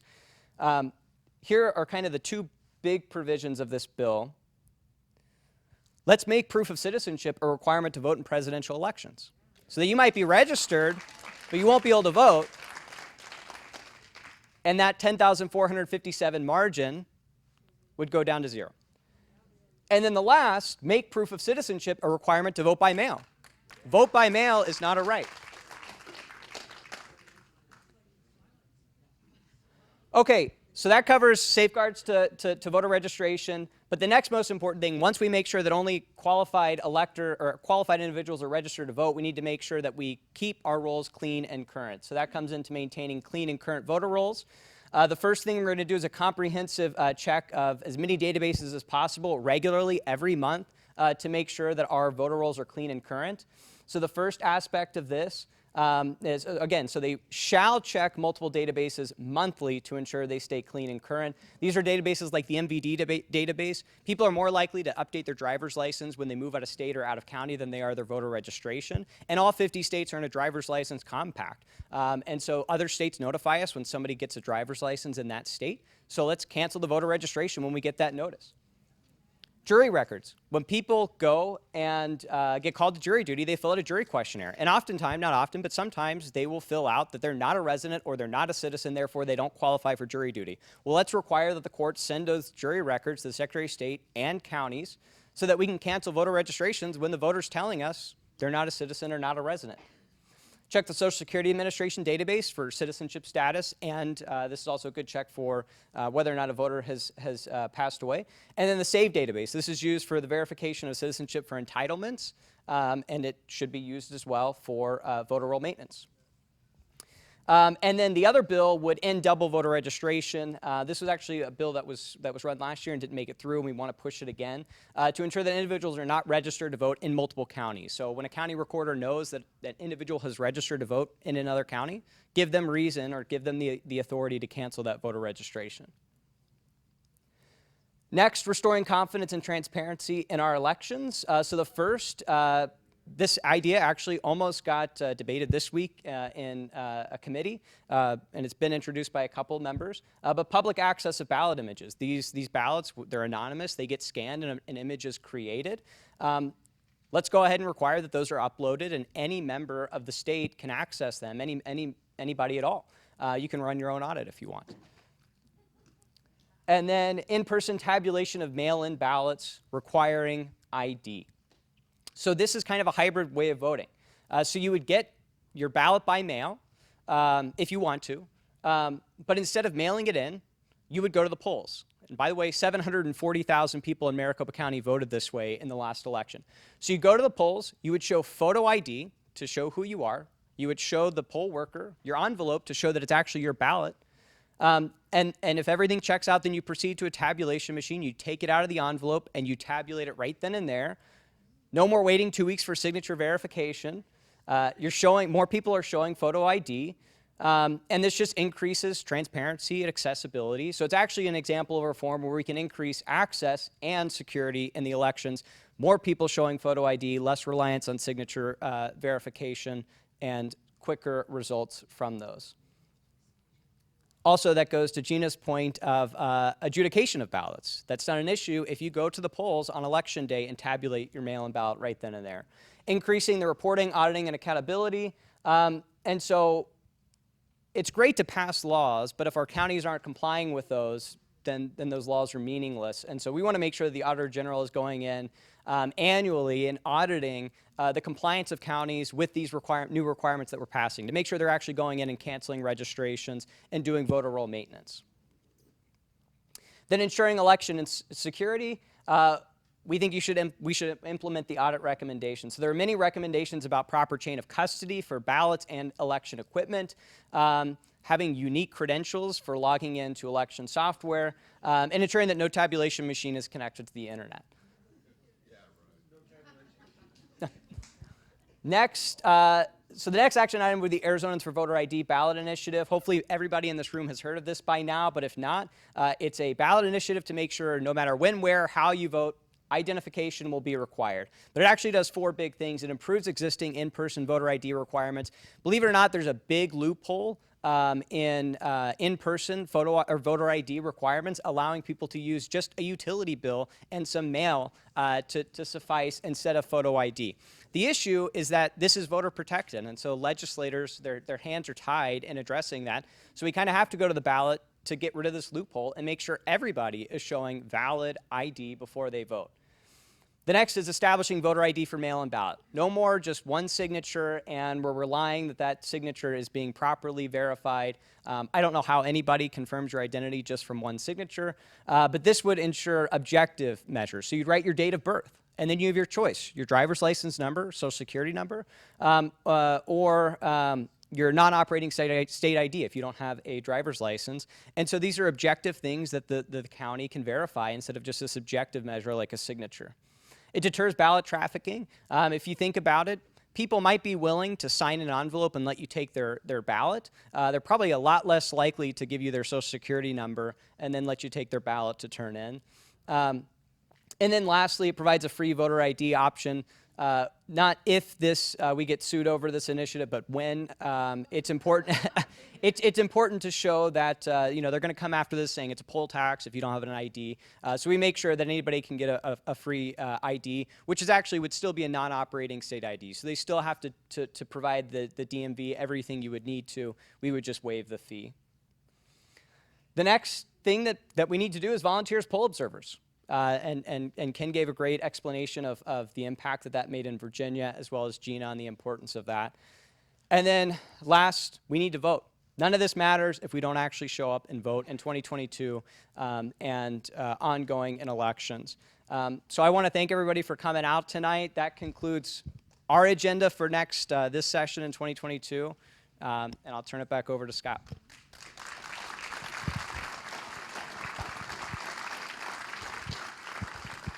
Thank you, Greg, for the rundown of our legislative agenda.